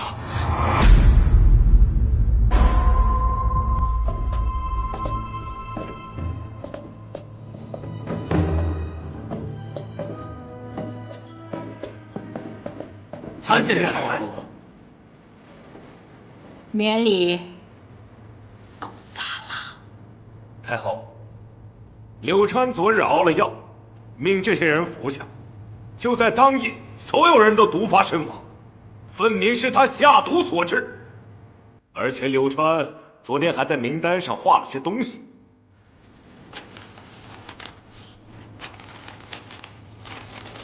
大人，请看。太后，这顺序分明就是中毒身亡的先后啊！太后，柳川并没有理由毒害宫人。况且下官也在生死簿上服完解药后安然无恙，那是因为他需要你，帮他完成毁灭我大宋的计划。太后，柳川此人应当速速处死。你终于忍不住跳出来了。你是什么意思？没拿到解药，气急败坏了？你……其实从一开始，下毒药的人真正目的并不是杀死他们，而是有更狠毒的手段。是什么？控制他们，死会让人产生恐惧。为了活命，那天一张纸就让他们杀死了监正。如果一个人手上既有毒药又有解药，那岂不是掌握了生杀大权？刘川，你好大的胆子，在太后面前竟敢胡言！来人，速速拿下！慢着，太后请看。药方现在已经离开太医署，接下来就让那个人觉得他已经得逞了。我早就在药房上偷偷抹了磷粉，这东西很难洗的。制造这一切的人，如果发现药方是假的，他一定会置臣于死地。所以，你是用假药方引出真正的幕后黑手？没错。太后，微臣只是想拿到药方，以备不时之需啊。忽悠，继续忽悠！以太后的聪明才智，她会相信你？说说吧，你到底都搞了些什么名堂啊，药神？我哪是？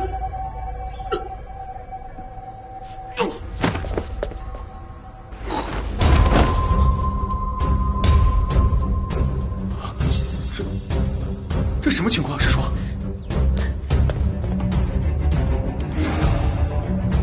竟然也中了骷髅草的毒。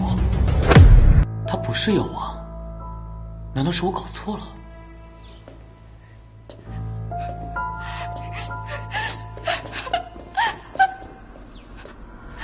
父亲，你好恶毒，竟然用药法公然伤害我的父亲！这一切果然都是你所为。德妃父亲并不在生死簿上，却同样死于非命，分明就是柳川，他刚才暗中下毒手。他有什么理由这么做？因为他就是药神会的余党。启禀太后，微臣可以证明，这一切的幕后黑手就是他。众所周知，本王当年剿灭药神会，所以知道这一切。而这些东西就是被他带入宫的。自从他入宫之后，就出现了生死簿命案一事。嘉王，你怕不是忘了，柳川是你请进宫的。本王也是一时愚昧，以为他有卓然王兄当年的才智，没想到他机关算尽，就是为了入宫，假意为了剿灭药神会，实则是为了药神会众人报仇。况且，他根本不是柳川。王爷，您这话也太荒谬了！荒谬？你难道没有发现柳川和之前不一样吗？因为真正的柳川已经死了。来人，把人抬上来。是。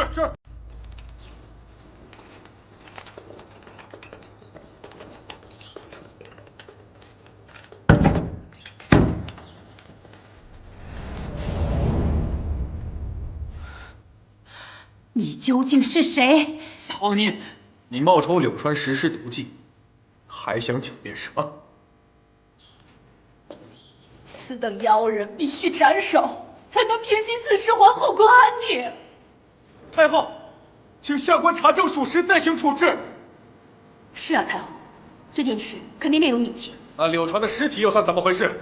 平民百姓被人抛头颅骨，大胆妖人，竟敢在宫闱中作乱，给我打入大牢！你有敢动，哀家立刻将他处死。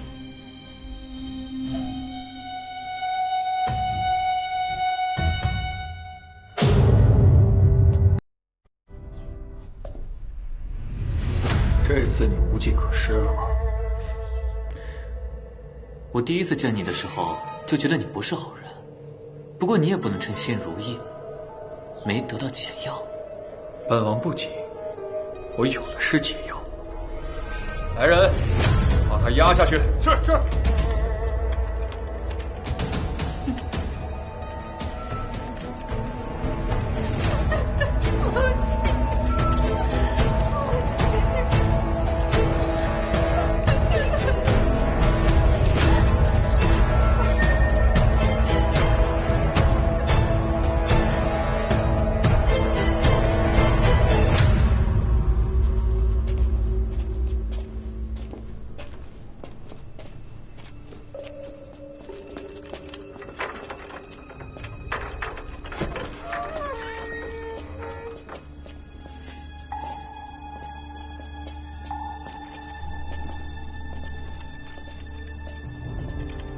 柳兄，饿坏了吧？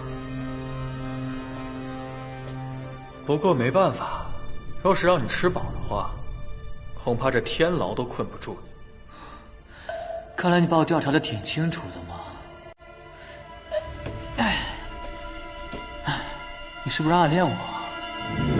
王爷，柳川死了，如今有一相貌相同之人，以他的名号行事，举止怪异，与卓然王爷的行事相似。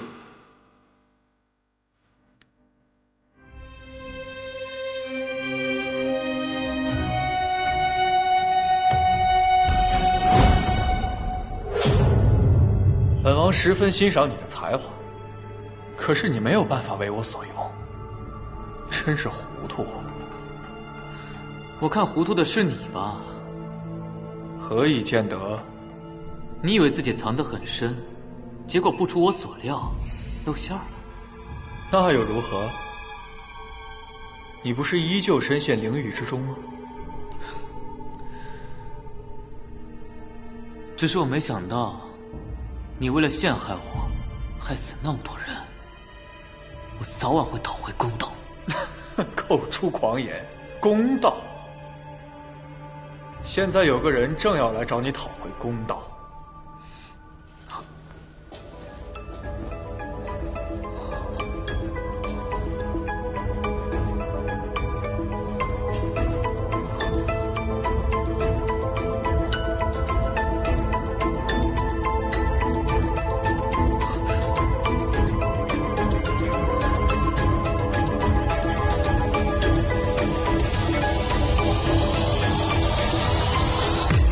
谢谢。他害死你家少爷，冒充柳川把你们耍得团团转。本王现在给你一个报仇的机会，杀了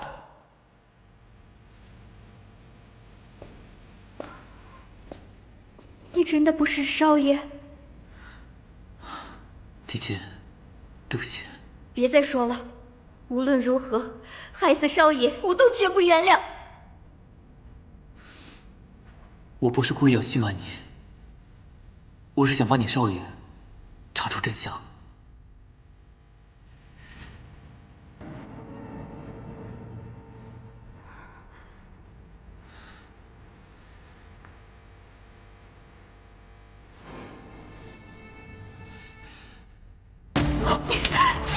我不管他，只要他对我好，那就是我的少爷。真正的柳川是被你害死的，那又怎么样？他不过是我众多誓要环节的其中之一，他应该心怀感恩。是你害死了少爷，我杀了你！谢谢。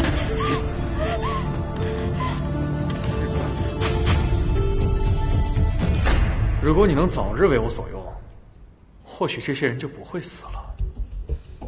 你处心积虑干这么多事，就是为了想要解药。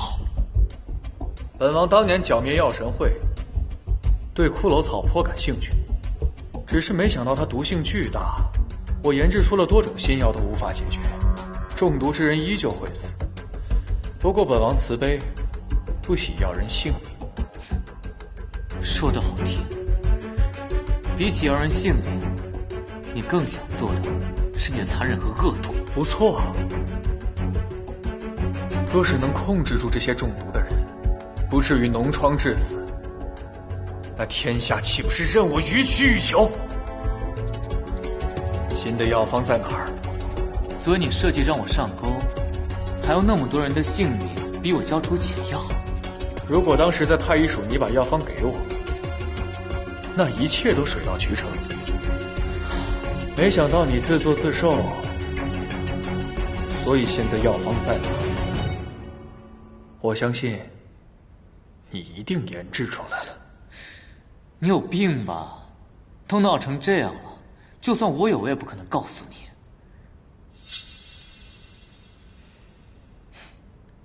至少谈谈条件吧。就这，还王爷呢？条件？你跟我谈条件？这样的条件够吗？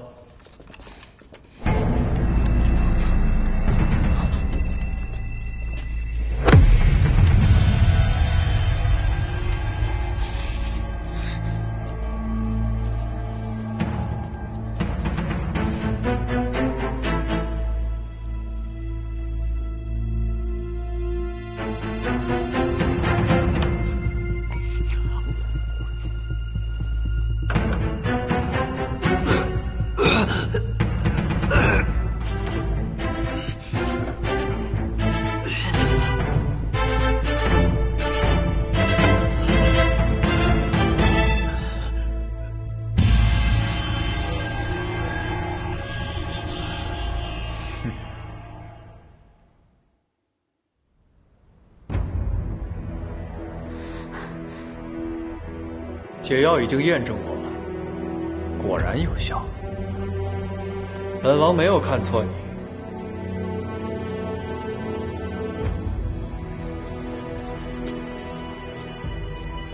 我就知道你不会放过我。我的命加解药，能换他们几个人的命吗？这笔买卖你不亏。不，只有我死了，他才能安心完成他的计划。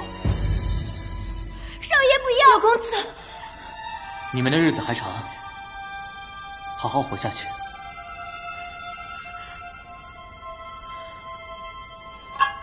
少爷，刘川，不要！刘川，不要！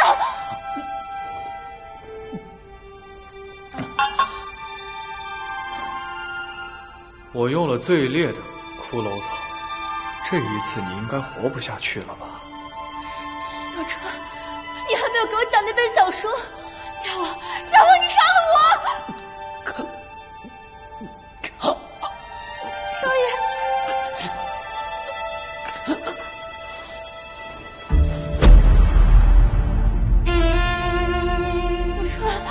刘川，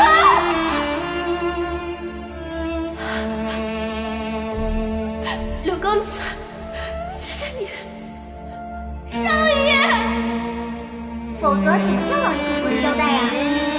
你饶了我吧！啊，少爷，你别跑呀！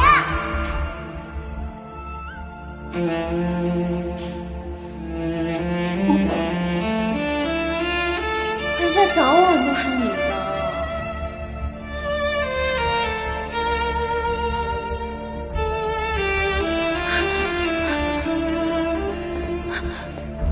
刘川，我兄刘川已死，但在我心中，我早已把他看成我的夫君。若不是因为他们，刘川怎会辜负我的一番心意？因此落得如此下场。我要用他们的命祭奠我夫君。刘川，少爷，谢谢六公子。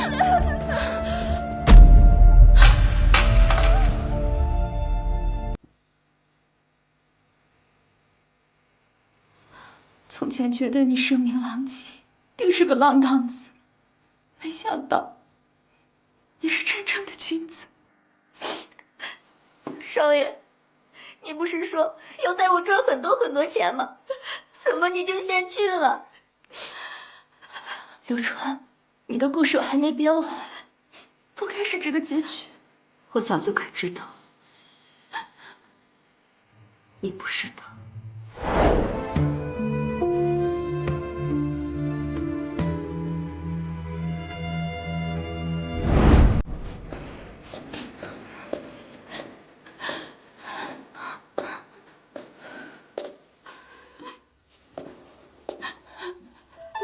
虽然柳川已经死，但我要替他继续守护大家。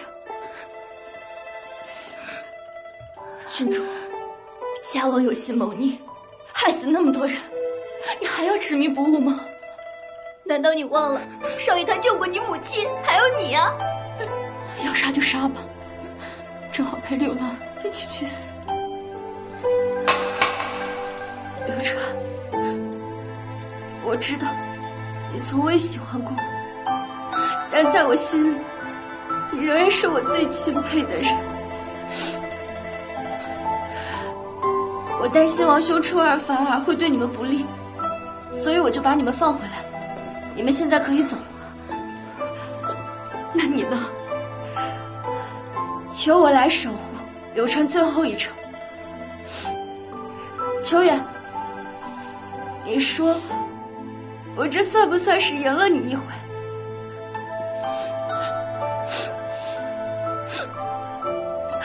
你们快走吧！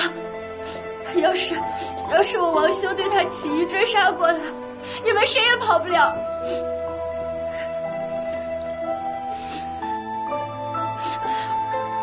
我就算是死，也一定要为你报仇。可以，你可以，你别去，你别太冲动，外面很危险的。几点了？该上班了。在哪？刘浪，我以为我再也见不到你了。少爷，家亲担心死了。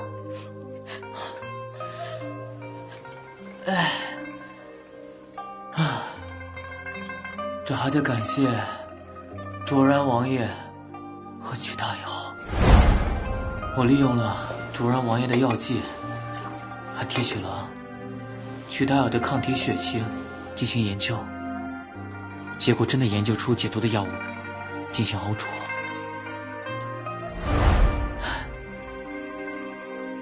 让你担心了。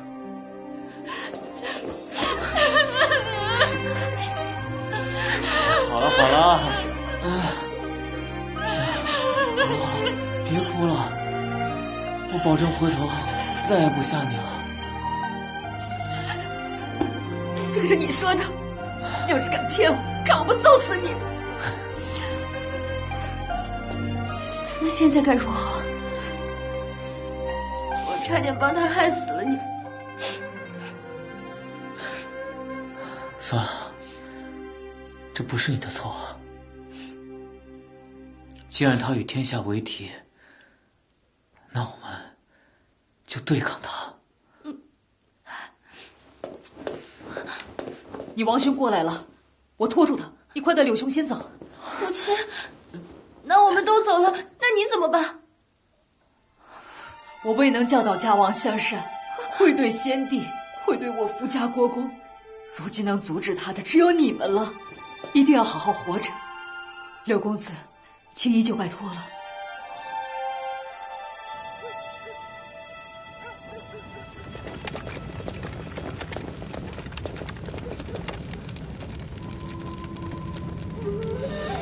柳川到底在哪儿？当年，你母妃我的亲姐姐亡故，先帝下旨将你过继给我，就是担心有这么一天你会酿成大错，没想到还是没能改变什么，枉费我的一番心血。我哪会属于我的一切有错吗？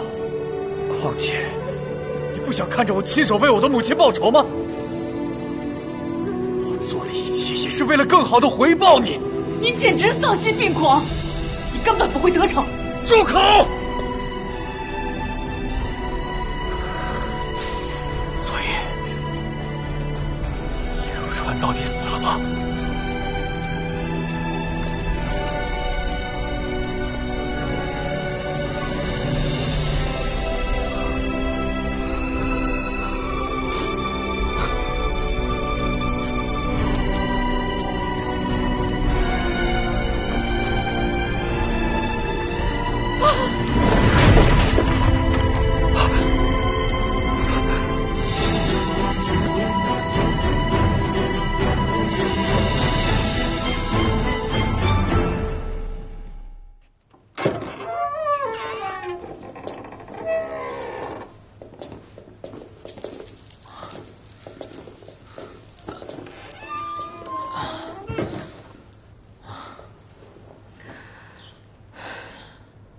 现在整个皇宫都乱套了，姜王还想利用骷髅草控制整个皇宫，谋权篡位。这么大规模的行动，一定还留有后手。难不成他们还能从阎王那儿借兵不成？阎王？宫中常有人说，曾有人像监正一样误入阎罗殿，口供俱在。也就是说，阎罗殿真的存在，而且就在皇宫里，而且那正好是给他们下药的地方。在宫里。可家王是前几日才拿到太后特许，能随意出入皇宫的。如果有内应呢？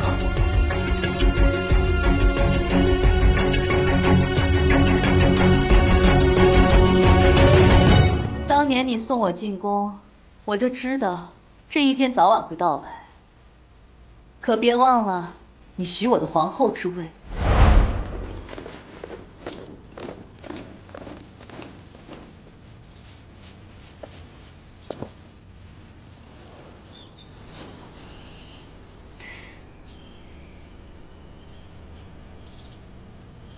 保重。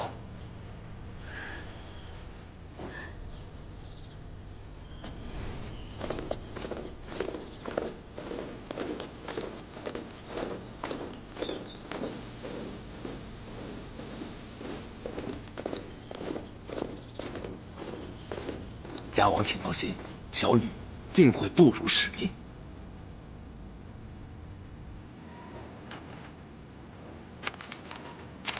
全靠家王的点拨和相助，下官才能攀附新党，一路飞升。大恩大德，莫之难忘。从今以后，不分你我，将来成事，共享天下。多谢家王。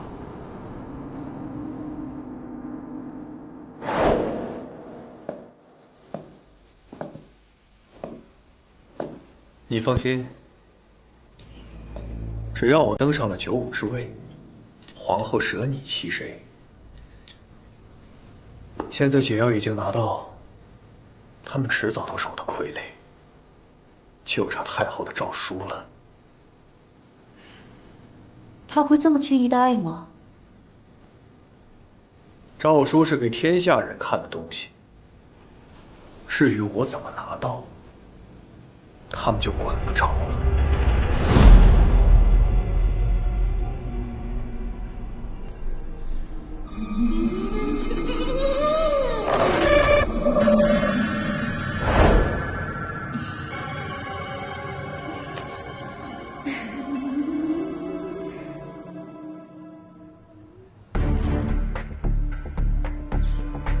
生死不只是假象，大部分人都是被集中看管起来的时候中毒，而那些事先中毒的，都是声称去过阎罗殿的人。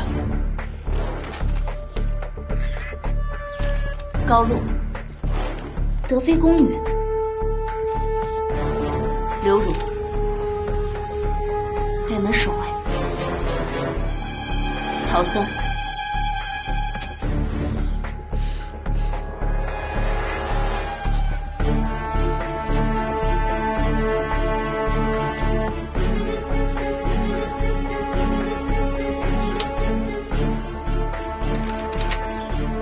我已经找到阎罗殿了。这里是何处？德妃请过。果然是这对狗男女。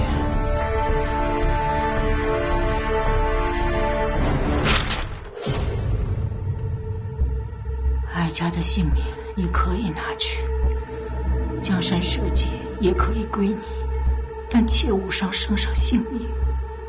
太后不是一直对圣上的新政不满意吗？才会让本王当马前卒。怎么，圣上死了你不开心吗？我和他虽想法不同，但都是为了江山社稷。况且他是我的骨肉，我是他娘亲。娘亲？那我的娘亲呢？姐姐安心上路，本宫定会让你的孩子当上储君。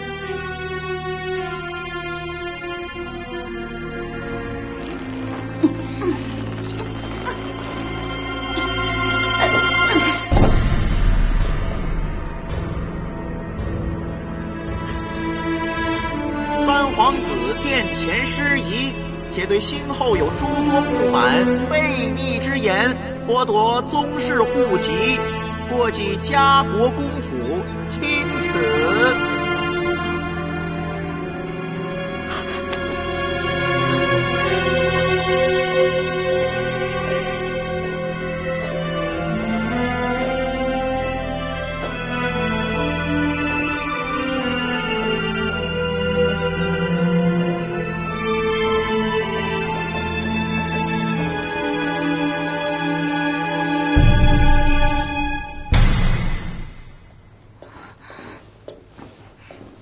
一定要抓紧时间。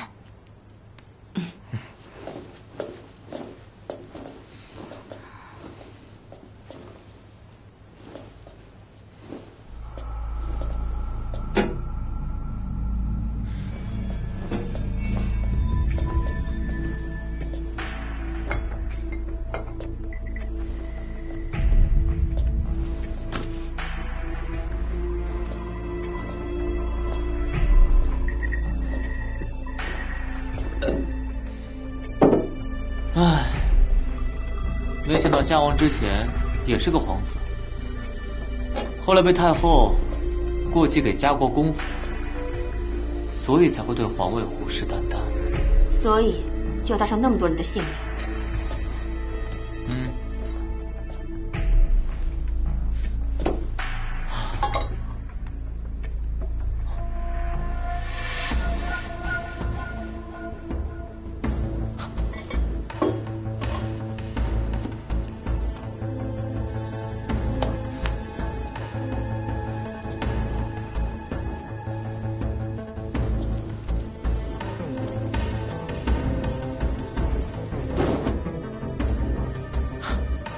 找到了，隐蔽空间和外部空间会形成压强差。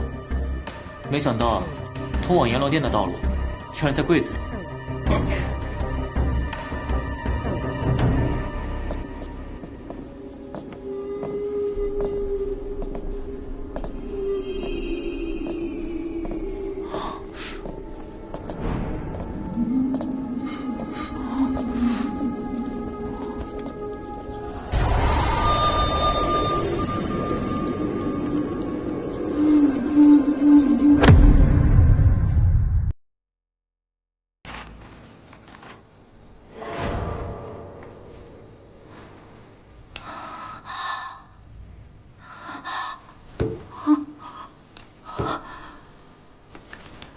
把阎罗殿通往大殿的所有门全部打开。1个时辰，我要让所有人都感染骷髅草之毒。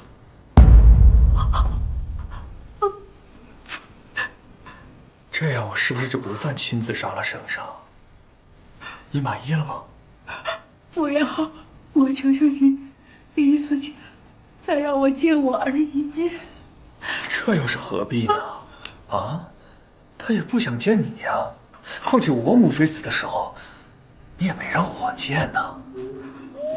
不过我认字，你们很快就会团聚。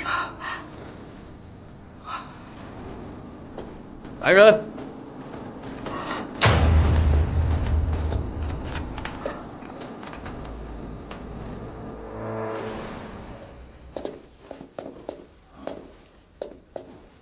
母后这么晚派人来说要见朕，究竟有何急事？如果还是新政之事的话，那就不劳母后费心了。哦，对了，最近沸沸扬扬阎王索命之事，母后处置的如何？母后，母后，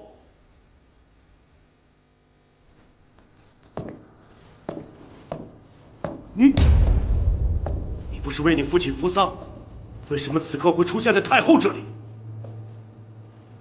我为什么不能？今夜之后，这皇宫就没有我不能任意出入的地方。郡主到。圣上，德妃串通家王谋反。青衣郡主，不许胡言！圣上满脑子新政，连我长什么样都忘了，又怎会知后院已经失火呢？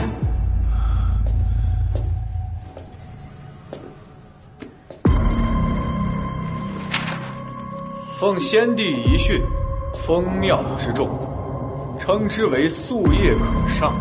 当今圣上倒行逆施，任用奸臣，导致天怒于怨，阎王降下惩罚，引以为戒。害死大量工人，吾虽不忍，但为天下大计而命。是与当今圣上玉石俱焚，国事交与家王太后决别。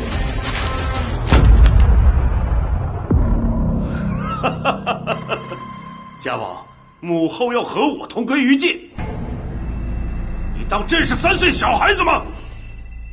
我当你研究新政，把脑子都研究坏了。当着诏书的面，你觉得他们是相信你的话，还是相信先帝、先后的话？你把母后怎么了？儿臣要是敢谋害母后，朕会将你碎尸万段！你们母子俩可真是太有意思了。平时不是打得不可开交吗？现在又惺惺相惜。你这么关心他，那就去地府好好关心吧。圣上，他是想伪造您和太后因新政反目同归于尽的假象，然后他好名正言顺的继位。一儿，我没想到你最终还是背叛了我。王兄，难道母妃已死都没能换回你的良知吗？你还要一错再错？我只要你还我母亲的命。别啰嗦，再多废话，我连你也不放过。告诉你吧，柳川他没有死，而且他已经找到了你精心打造的阎罗殿，你的计划不可能成功。阎罗殿，那他还能活着回来？背后议论人可不好吧，家王。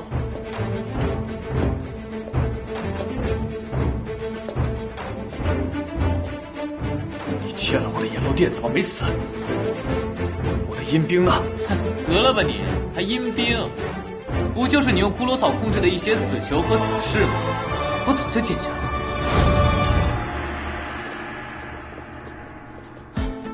拿着。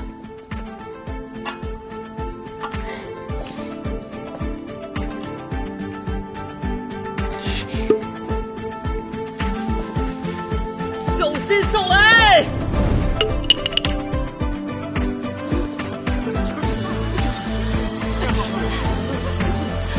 谢谢柳公子，谢谢柳公子，不客气不客气。谢谢。我知道你人多，为了图方便，我就做了一个解药炸弹，没辙了吧？真是机智如火。王兄，你还不认输吗？王爷救我！你还看不出来吗？他这个人为了达到目的，任何人都可以牺牲，包括你。不可能，不可能！王爷，你说过要给我做皇后的。是啊，封你做个是皇后嘛。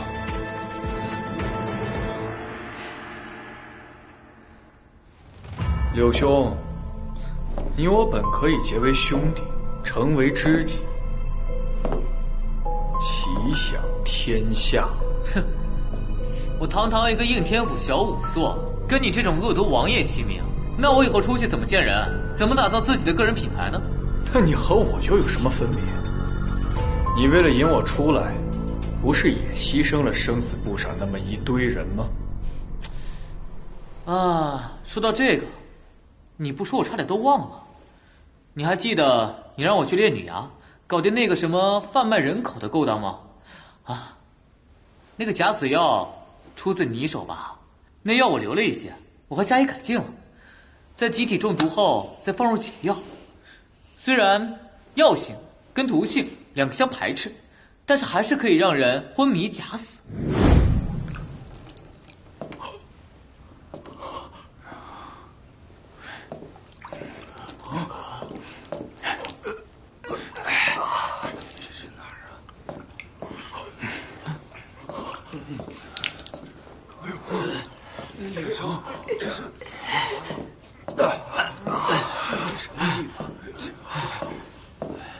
是哪儿啊？我怎么了？我这是在哪儿啊？公公，你现在感觉如何？还是难受。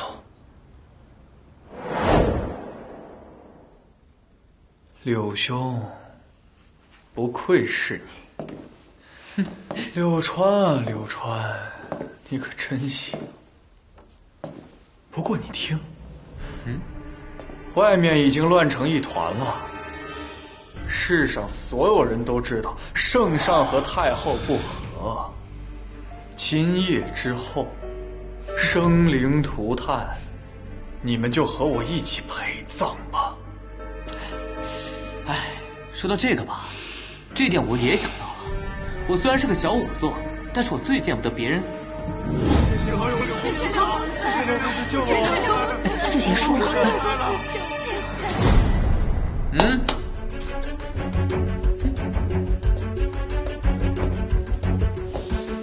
禁军虎符。皇上放心，太后没事。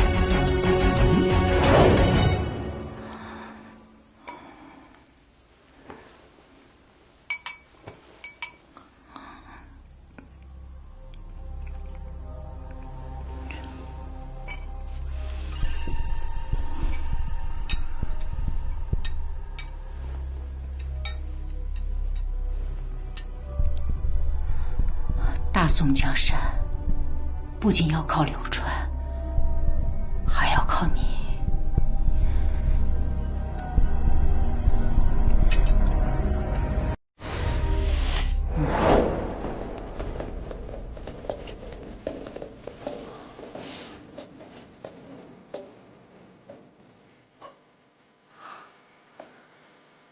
家王，你已经无计可施，受降吧。念你是先帝的子嗣，我留你全尸。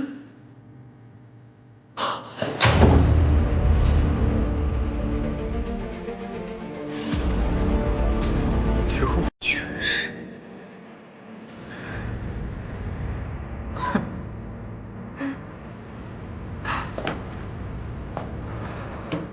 留我全尸。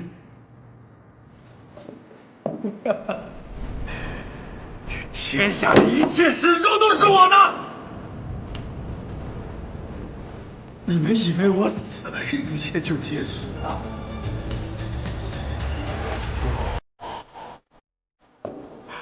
不！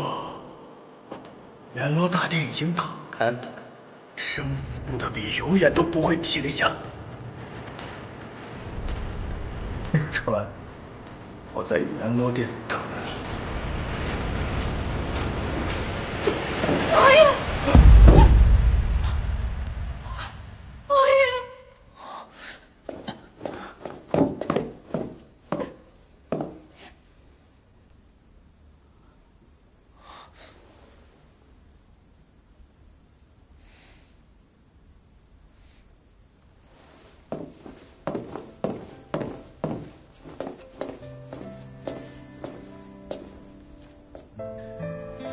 这已经是他最好的死法了。来人呐！在！将德妃收押问斩。是。走，走。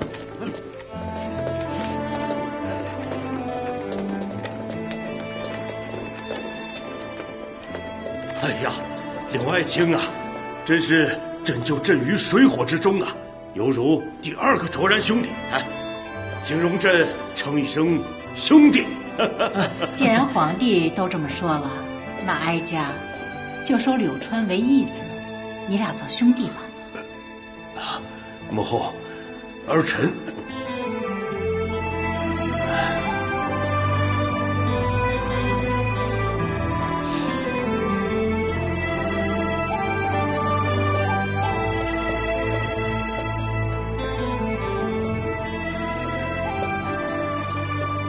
好珍惜你俩所剩不多的时光吧。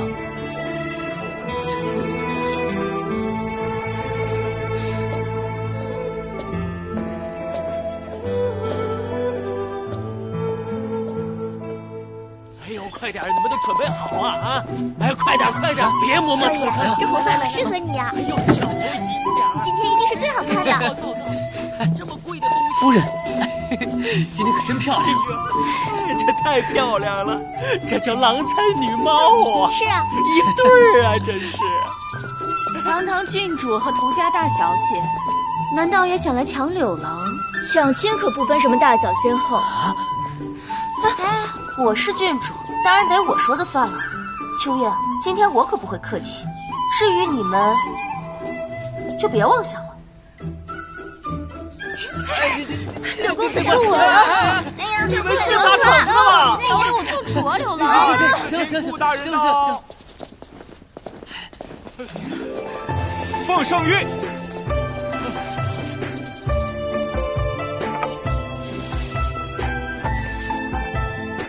封柳川为端明殿学士，兼翰林侍读学士，提点江南刑狱，上柱国，河内郡开国侯，有战败不明、入朝不趋特权，授予3品以下官员先斩后奏，赐尚方宝剑及调兵军服。谢陛下。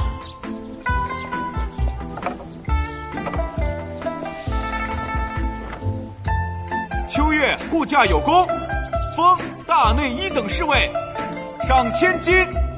太后收为义女，赐号义勇郡主，钦此。谢陛下。